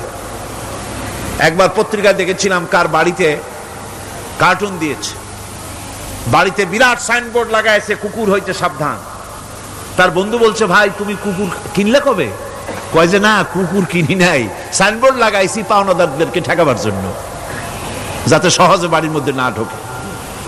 তো এই চালাকিটা আর কেউ বুঝুক আর না বুঝুক, আল্লাহ পাক তো খুব ভালো করেই বোঝেন। 7 নম্বরের কথা হলো দান করার ব্যাপারে, যে আপনি দান করতে করতে যা আছে সব ফতুর করে ফেলাবেন, এটা কিন্তু ইসলাম চায় না। আপনার সন্তান সন্ততিকে বঞ্চিত করে, স্ত্রী পুত্রকে বঞ্চিত করে সমানে দান করবেন, ঘরে না খায়া থাকবেন, এই অবস্থা যেন না হয়। খরচ করবেন কি? আল্লাহ পাক বলছেন, ওয়ায়াসআলুনাকা মাযা ইউনফিকুনা কুলিল আফওয়া। নবী আপনাকে প্রশ্ন করা হয় কি খরচ করব, আপনি বলুন প্রয়োজনের অতিরিক্ত জিনিস যেটা আছে সেটাই আল্লাহর জন্য খরচ করে দাও। তোমার প্রয়োজন যখন মিটে গেছে, ব্যাংকের মধ্যে অসংখ্য টাকা জমা রাখা খালি গুনতেছে বসে বসে, তা না করে অভাবগ্রস্ত মানুষদের প্রয়োজন মিটাও। খরচ করার ভিতরে আর খরচ না করার ভিতরে ভারসাম্য রক্ষা করতে হবে। ولا تجعل يدك مغلولة إلى عنقك ولا تبسطها كل البسط فتقعد ملوما محسورا। তোমাদের দানের হাত গুটায় একেবারে গলার সাথে বেঁধে রেখো না, আবার এমন বেশি ছেড়েও দিও না, কারণ এর ফলে তোমাকে অনুতপ্ত হওয়া লাগতে পারে, কার্পণ্যতাও না হয়, আর দ্বিতীয় জমের মতো দিয়ে সব ফতুরু না হয়ে যাও। দুটোর মধ্যে ব্যালেন্স হতে হবে। আর 8 নম্বরে কথা হচ্ছে এই যে এই দানের উপযুক্ত কারা। আপনি তো যাকাত দিবেন কাদের, সে কথা আল্লাহ বলে দিয়েছেন, আগে বলা হয়েছে না? কয়টা খাতে দিবেন? মাশাআল্লাহ, মনে আছে আপনাদের। আর এমনি সাধারণ দান সাদকা কাদেরকে দিবেন, উপযুক্ত পাত্র কারা, তার একটা লিস্ট আল্লাহ দিচ্ছেন। وبالوالدين إحسانا وبذي القربى واليتامى والمساكين والجار ذي القربى। নিজের পিতামাতা, নিকট আত্মীয়, ইয়াতিম, মিসকিন এবং আত্মীয় প্রতিবেশী, তাদেরকে দিবে। আমি কিন্তু এখন যাকাতের কথা বলছি না, মা বাপকে যাকাত দেওয়া যাবে না। এটা হচ্ছে দান, সহযোগিতা করা, ইহসান করা।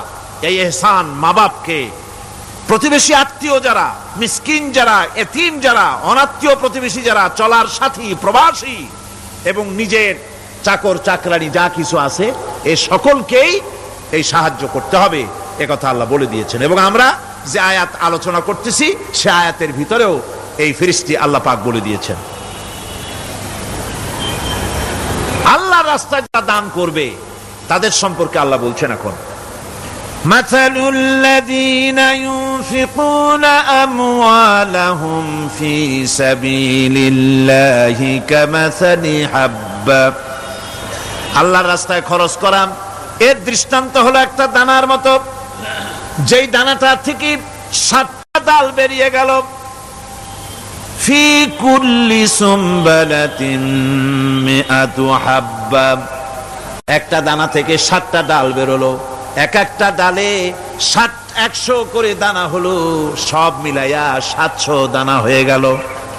ওয়াল্লাহু ইউদাইফু লিমান ইয়াশা ওয়াল্লাহু ওয়াসিউন আলিম। আল্লাহ পাক বলেন এই পৃথিবীতে একটা দানায় 700 দানা যে আল্লাহ রাব্বুল আলামিন তোমার হাতে ধরায় দিলেন, সে আল্লাহ পাকের ব্যাংকে যদি টাকা জমা রাখো, আল্লাহর রাস্তায় যদি খরচ করো, 700 গুণ বাড়াইয়া আল্লাহ তোমার হাতে ধরাইয়া দিবেন। আল্লাহু ইউদাইফু লিমান ইয়াশা, আর আল্লাহ ইচ্ছে করলে এর থেকেও বেশি তোমাকে দান করবেন। সুবহানাল্লাহ কোন জোরে। আর এই দান করতে হবে মরার আগে। কোন সময় দেবেন কোন? আমার দেশে বহু মুসলমান আছে যারা বলে হুজুর আসি আপনাদের পিছনে, যা বলেন আসি, জীবন দিয়া দেব। এরা খুব চালাক, জীবন দিতে চায়, মাল দিতে চায় না। আল্লাহ তো আগে জীবন চায় নাই, আল্লাহ আগে কি চেয়েছেন? কোন আল্লাহ আগে কি চেয়েছেন? আল্লাহ চেয়েছেন মাল। وَتُجَاهِدُونَ فِي سَبِيلِ اللَّهِ بِأَمْوَالِكُمْ وَأَنفُسِكُمْ। আল্লাহ পাক বলেন জিহাদ করো আমার রাস্তায় মাল দিয়ে আর জান দিয়ে। মাল দাও আগে, মাল না দিয়া যদি আগে মরে যাও মালটা তো থেকেই গেল। সুতরাং মাল আগে আমার রাস্তায় দাও। দেবা কখন? মরার আগে দাও। وَأَنفِقُوا مِمَّا رَزَقْنَاكُم مِّن قَبْلِ أَن يَأْتِيَ أَحَدَكُمُ الْمَوْتُ। আমার রাস্তায় খরচ করো মৃত্যু আসার আগে। فَيَقُولَ رَبِّ لَوْلَا أَخَّرْتَنِي إِلَى أَجَلٍ قَرِيبٍ। যদি মরার আগে না দাও, মৃত্যুর সময়, মৃত্যু যখন এসে গেল সেই সময় যদি বলো, অনুশোচনা যদি করো, আহারে যদি আমি সময় পাইতাম, একটু খানিক যদি সময় দিতে, আল্লাহ একটু সময় আমারে যদি দাও, ফাসাদ্দাকা ওয়া আকুম মিনাস সালিহিন। দান সদকা করব, সব আল্লাহর রাস্তায় দিয়ে দেব, আর আমি সালেহ বান্দাদের মধ্যে শামিল হয়ে যাব। আল্লাহ একটু সময় আমারে দাও। আল্লাহ পাক বলছেন ওয়ালা ইউআখিরাল্লাহু নাফসান ইযা জাআ আজালুহা আল্লাহু খাবীরুম বিমা তা'মালুন। মৃত্যুর নির্ধারিত সময় আসলে 1 সেকেন্ড আগে পাশে করা হবে না। সুতরাং মৃত্যুর আগে খরচ করো। আপনি মনে করবেন যে আপনি মরে গেলে পরে আপনার ছেলে মেয়ে আপনার জন্য করবে, খরচ করবে। হ্যাঁ করবে ঠিক, মরার পরে কুলখানির পরে 40, তারপরে শেষ, এরপর আর করবে না। আপনার ছেলে মেয়ে যে আপনার জন্য করবে তার প্রমাণ তো আপনি নিজে। আপনি আপনার ছেলের মেয়ের জন্য কি করে, আপনার মা বাবার জন্য কি করছেন? আপনার মা বাবার জন্য যদি আপনি কিছু না করে থাকেন, আপনার ছেলে মেয়ে আপনার জন্য করবে না। সুতরাং নিজের কাজ নিজে করেন। আপনার পিঠ যদি চুলকায় আর নাতিরে যদি বলেন নাতি পিঠটা চুলকায় দাও, সে যে জায়গায় চুলকাবে আপনি করবেন উত্তর দিকে, সেই উত্তর দিকে, দক্ষিণ দিকে, উপরে, নিচে, পিঠে, পাশার কাছে যে জায়গায় আঙ্গুল দেবে আপনি করবেন ওখানে না, আবার আরেকটু উপরে দাও, আরেকটু পাশে দাও, জায়গা মতো পড়বেই না। আর কষ্ট করে নিজের হাতটা যদি পৌঁছাইতে পারেন জায়গা মতো পড়ে, একবার চুলকানি মারলেই চুলকানি শেষ, ঠিক কিনা? সুতরাং আপনি অন্যের উপরে ভরসা না করে নিজের খরচ নিজেই করে যান, নিজের কাজ নিজে করে যান, আল্লাহর রাস্তায় খরচ করে যান, বেশি পরিমাণে খরচ করেন। যত খরচ করবেন আল্লাহ রাব্বুল আলামিন রাজি হয়ে যাবে। কোন সুবহানাল্লাহ। তাবুকের যুদ্ধের জন্য, তাবুকের জিহাদের জন্য আল্লাহর নবী চাঁদা চেয়েছিলেন। চাঁদা করা কোনো নাজায়েজ জিনিস না, তবে সাদাবাজ নাজায়েজ। মানুষকে কষ্ট দিয়ে পয়সা জবরদস্তিমূলক আদায় করা। 10,000 টাকা দিবেন মিয়া, 10 লাখ টাকা দিতে হবে, এত টাকা পাবো কে? আরে মিয়া পাবেন কই? রাইফেলের বাট দেখায়, তারপরে জামা প্যান্টের কাছে চুলকাতে গিয়া রিভলভারের বাট দেখায় দেয়। দেবেন না, আমার লোক এসে আদায় করে নিয়ে যাবে, তোমার বাপ দেবে কবরে উঠা। এইটা জায়েজ নাই। কথা বুঝতে পেরেছি? রাসূল করিম সাল্লাল্লাহু আলাইহি ওয়াসাল্লাম সাহায্য চেয়েছেন, সাহায্য। রোমকদের সঙ্গে যুদ্ধ হবে, সাহায্য লাগবে, যার কাছে যা আছে নিয়ে আস। মহিলারা কানের দুল খুলে দিল, নাকের ফুল খুলে দিল, গলার হার খুলে দিল। মানুষেরা সাহাবায়ে কেরাম টাকা করি উজাড় করে দিতে লাগলেন। এত হলো, হুজুরকে দেখা যায় না, স্তূপ হয়ে গেছে, সোনাদানা টাকা পয়সা অস্ত্রপাতির স্তূপ। হুজুর বলছেন তোমরা তো সবাই দিলে, আমার আবু বকর কোথায়? হযরতে সিদ্দিক আকবর রাদিয়াল্লাহু তাআলা আনহু তিনি ছিলেন এক পিলারের আড়ালে, খামের আড়ালে, সেখান থেকে বেরিয়ে এসেছেন, হাতে 70টা পোটলা। হুজুর দেখেন হযরত আবু বকরের চোখে পানি, হুজুরের হাতে পোটলাটা উঠাই দিলেন। নবীজি পোটলা খুলে ছাড়লেন, কয়েক সের, কয়েক কেজি গম পড়লো, আর কয়েকটা দিরহাম পড়লো। হুজুর হযরত আবু বকরের দিকে তাকায় দেখেন সিদ্দিক আকবর রাদিয়াল্লাহু তাআলা আনহুর চোখের থেকে পানি পড়ে দাড়ি ভিজে ভিজে পড়তেছে। আল্লাহর নবী বলেন, ও সাহাবীরা, তোমরা সবাই মিলে আজকে যে দান করেছো, সব দানের যত মর্যাদা হয়েছে তার থেকে একা আবু বকরের দানের মর্যাদা আল্লাহর কাছে বেশি হয়ে গেছে।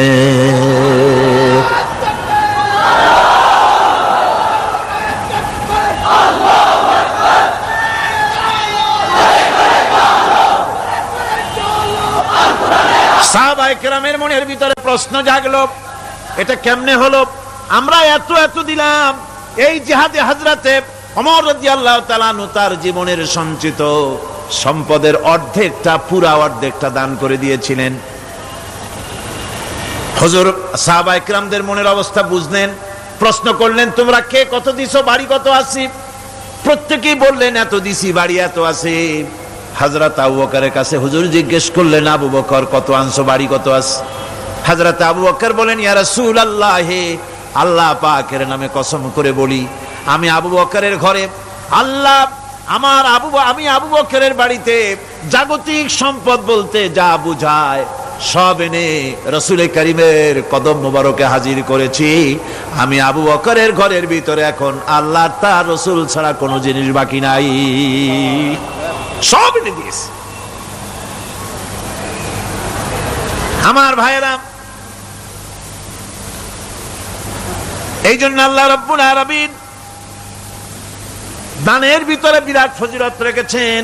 সাহাবায়ে কেরাম যদি এরকম দান না করতেন, এভাবে কোরবানি না দিতেন, ইসলাম এই পর্যন্ত আসতো না। ঠিক কি না? ইসলামের জন্য সবচাইতে বড় অবদান নবীর পরেই সাহাবায়ে কেরাম রিদওয়ানুল্লাহি তাআলা আলাইহিম আজমাইন। এই জিহাদে হযরত আব্দুল্লাহ জুলবাজাদাইন কিচ্ছু দিতে পারেন নাই, বুখারী শরীফের হাদিস। কিছু নাই, দেবে কি? লুঙ্গিও আনতে পারেন নাই, ল্যাংটো হয়ে তাকে তাড়াই দেওয়া হয়েছিল, ল্যাংটো করে। গায়ে জামা নাই, পরনে লুঙ্গি নাই, মার কাছ থেকে একটা ছেঁড়া কম্বল নিয়ে সেই কম্বল পরে আসছিলেন মদিনা মুনাওয়ারায়। তাবুকের যুদ্ধে কোনো চাঁদা তিনি না দিতে পেরে মনটা বড়ই দুর্বল। তিনি আল্লাহর নবীকে প্রতিমধ্যে গিয়া ধরলেন, তাবুকের দিকে যাচ্ছেন, আর প্রতিমধ্যে নবীর সামনে গিয়ে দাঁড়ায় গেছেন, বলতেছেন, ইয়া রাসূলুল্লাহ, এই জিহাদে আমি তো কিছুই দিতে পারলাম না, আমার তো কিছু নাই, দেওয়ার মতো কিছুই নাই, কিছুই তো দিতে পারলাম না, শরীরটা ছাড়া আমার কাছে আর কিছুই নাই। হুজুর আপনি আমার জন্য দোয়া করেন, আমি যেন ইসলামের জন্য আমার জানটা দিয়ে দিতে পারি। নবীজি বললেন, একটা গাছের ছাল নিয়ে আসো, দেখো পাও নাকি। হযরত আব্দুল্লাহ ঘুরে ঘুরে একটা গাছের ছাল নিয়ে আসলেন। নবীজি ছালটা হাতে নিয়ে হযরতে আব্দুল্লাহ জুলবাজাদাইনের ডান হাতে বাঁধে দিলেন, আর বললেন, আল্লাহ আমি আব্দুল্লাহর রক্ত কাফেরদের জন্য হারাম করে দিলাম। হে আল্লাহ, তুমি আব্দুল্লাহর রক্ত কাফেরদের জন্য হারাম করে দাও। হযরত আব্দুল্লাহ কাঁদতে লাগলেন, বললেন, আয় আল্লাহর নবী, আমি চেয়েছিলাম আমি শহীদ হয়ে যাব, জীবনটা দিয়ে দেব, আর আপনি আমার রক্ত হারাম করলেন, আল্লাহর কাছে দোয়া করলেন, কেমন কথা। হুজুর বলেন, আব্দুল্লাহ, তোমার জন্য এমন দোয়া করা হয়েছে, এখন যদি তুমি ঘরে বসে জ্বর হয়ে মরো, আল্লাহ রাব্বুল আলামিন তোমারে শাহাদাতের মর্যাদা দিয়ে দিবেন। তাবুকের প্রান্তরে যাওয়ার পর রাসূলের কাছে খবর এলো, হযরতে আব্দুল্লাহ তীব্র কঠিন জ্বরে ভোগার পর তিনি ইন্তেকাল করেছেন। হুজুর বললেন, তার জন্য কবর খোঁড়ো। বুখারী শরীফের হাদিসে এসেছে, আব্দুল্লাহর জন্য কবর খনন করা হলো। একজন কবরের ভিতরে নেমে দাঁড়ালেন, দুইজনে আব্দুল্লাহর লাশ নিয়ে আসতেছি, একজনের পাশে আলো ধরিয়ে দাঁড়িয়ে আছেন, ছোট্ট টিমটিমে একটা আলো জ্বলতেছে কবরের পাশে। কবরের ভিতরে যিনি দাঁড়ানো, তিনি বলতেছেন, লাশ যারা বহন করতেছো, তোমাদের ভাইয়ের প্রতি আদব করো, আদব করে নিয়ে আসো, মর্যাদার সাথে নিয়ে আসো। কবরে যিনি দাঁড়ায়া আব্দুল্লাহর লাশ ধরলেন, তিনি আর কেউ নন, তিনি বিশ্বনবী জনাবে মুহাম্মদুর রাসূলুল্লাহ সাল্লাল্লাহু আলাইহি ওয়াসাল্লাম। আল্লাহর নবী নিজ হাতে হযরতে আব্দুল্লাহ জুলবাজাদাইনের লাশ ধরে কবরের মধ্যে শোয়াই দিলেন।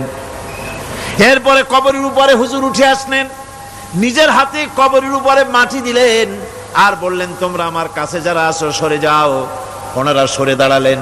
আল্লাহর নবী কবরের উপরে দুই হাত বিছায় দিয়া নবীজি বলতে লাগলেন, আয় আল্লাহ রব্বুল আলামিন, আজকের সন্ধ্যা পর্যন্ত আমি এই আব্দুল্লাহর উপরে রাজি ছিলাম, আয় আল্লাহ তুমিও আব্দুল্লাহর উপরে রাজি খুশি হয়ে যাও। হযরত আব্দুল্লাহ বিন মাসউদ রাদিয়াল্লাহু তাআলা আনহু চিৎকার মেরে কেঁদে উঠছিলেন, যে হারে, আজকের কবরে আব্দুল্লাহর লাশ না হয়ে যদি আমার লাশটা হইতো। আল্লাহর দ্বীনের জন্য এমন খরচ তারা করেছেন, এভাবে তারা খরচ করেছেন, নিজেদের জীবন দিয়েছেন, জান দিয়েছেন, মাল দিয়েছেন। অনেক মানুষ আছে, কারা জয় হবে, কারা জিতবে, তাদেরকে পয়সা দাও, যারা জিততে পারবে না তাদের পয়সা দিও না। বড় বড় ধনী মানুষ আছে, দিতে পারে 5 লাখ 10 লাখ, দেয় মাত্র 500 টাকা। আবার যাদের উপরে ধারণা ওরা বুঝি জিতে যাবে, তাদের দেয় 2, 5, 10 লাখ, 1 কোটি পর্যন্ত দিয়ে দেয়। আছে না? আছে। আল্লাহ পাক বলেন, ওয়ামা লাকুম আল্লা তুনফিকু ফি সাবিলিল্লাহ, আল্লাহর পথে খরচ করার ব্যাপারে তোমাদের আপত্তি কেন? কি হয়েছে তোমাদের? কেন আল্লাহর পথে খরচ করতে পারো না? ওয়ালিল্লাহি মিরাসুস সামাওয়াতি ওয়াল আরদ, অথচ আসমান এবং জমিনের সব কিছুর মালিকানা কার? আল্লাহর না। ওয়াজ তো আমি করি, গলায় অসুবিধা হলে আমার হবে, আপনাদের তো হওয়ার কথা না। শুনতে শুনতে গলা ভাঙছে। আকাশ আর জমিনে যা কিছু আছে সবটার মালিক কে? আল্লাহর নাম কি? যেমনটি জোরে নেওয়া উচিত ছিল গায়ের আওয়াজ দিয়া, গলার আওয়াজ দিয়া, তেমন আওয়াজ দিছিলেন না, দিলের থেকে বড় আওয়াজ হইত। গায়ের শক্তি দিয়ে আল্লাহ পাকের নাম নেন। আকাশ জমিন সবকিছুর মালিকানা কার? সে আল্লাহ রাব্বুল আলামিন বলেন, লা ইয়াস্তাবি মিনকুম মান আনফাকা মিন ক্বাবলিল ফাতহি ওয়া ক্বাতালা। আল্লাহ পাক বলছেন, তোমাদের মধ্য থেকে যারা আল্লাহর রাস্তায় অংশগ্রহণ করে, যারা লড়াই করে, আর যারা খরচ করে বিজয়ের পূর্বে, যারা লড়াই করে না আর খরচ করে না বিজয়ের পূর্বে, তারা কখনো সমান নয়। সুদিনে বসন্তের কোকিল হবা, ইন্নী মাকুম, আমরাও আপনাদের সাথে ছিলাম, এটার কোনো দাম নাই। সুতরাং ইসলামের বিজয় আসবে ইনশাআল্লাহ। বলেন ইনশাআল্লাহ। ইসলামের বিজয় আসবে। বিজয় আসার পর এরপর আপনার টাকা দিয়া হবেটা কি? তখন টাকার অসুবিধা হবে না। ইনশাআল্লাহ। এখন টাকা দরকার, ইসলামের জন্য এখন পয়সা দরকার। জান খুলে টাকা দাও, প্রাণ খুলে পয়সা দাও। যারা ইসলামের কথা বলে, যারা ইসলামের আন্দোলন করে, কলেজে করে, বিশ্ববিদ্যালয় করে, মাঠে করে, ময়দানে করে, আল্লাহর দ্বীন প্রতিষ্ঠার জন্য খেয়ে না খেয়ে যারা কষ্ট করে, দু হাতে তাদের দাও। বিজয় আসার আগেই দাও। আল্লাহ পাক বলছেন। কে বলছেন? আমার বন্ধুগণ, আল্লাহ রাব্বুল আলামিনের পথে এভাবে খরচ করায় আল্লাহ রাব্বুল আলামিন খুশি হয়ে যান, তাই তার পথে খরচ করতে হবে। সব শেষে একখানা হাদিস আপনাদের শোনাই।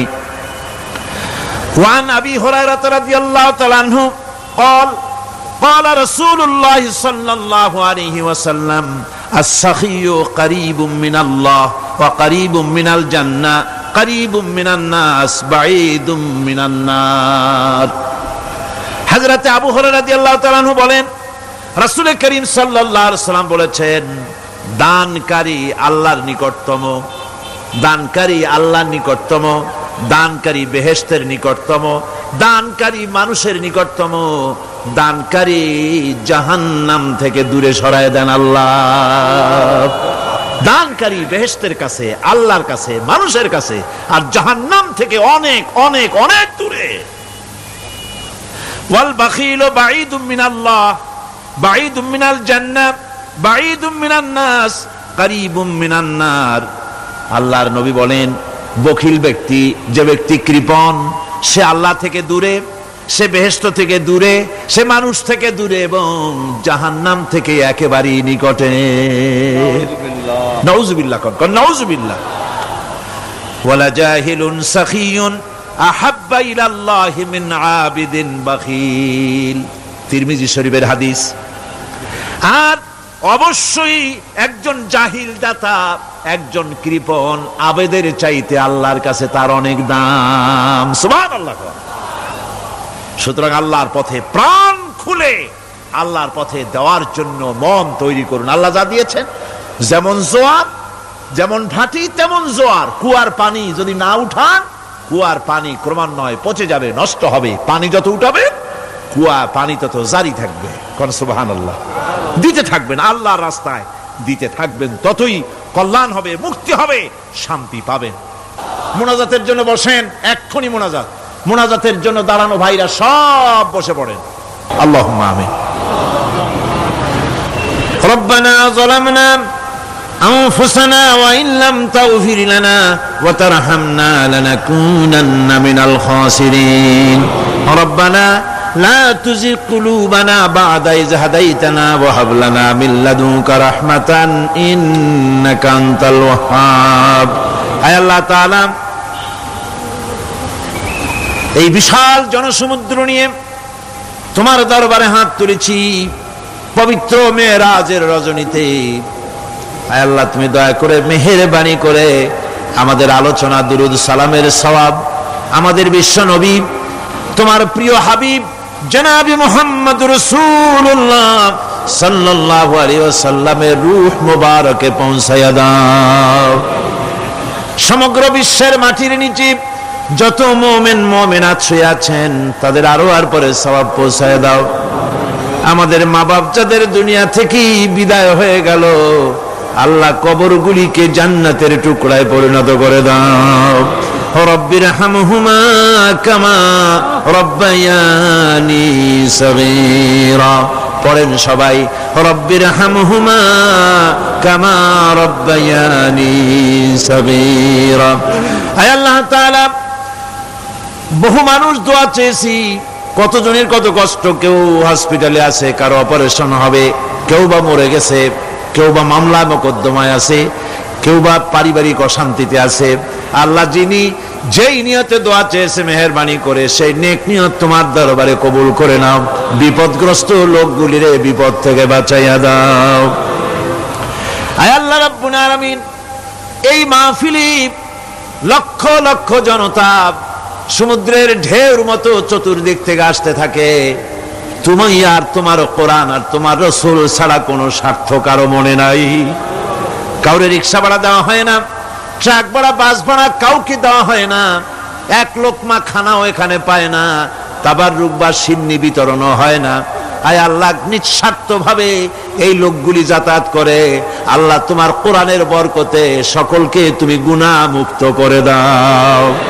আয় আল্লাহ তাআলা, যাতায়াত আসান করে দিও, যাতায়াতের পথে কারো যেন কোনো বিপদ না হয়ে যায়।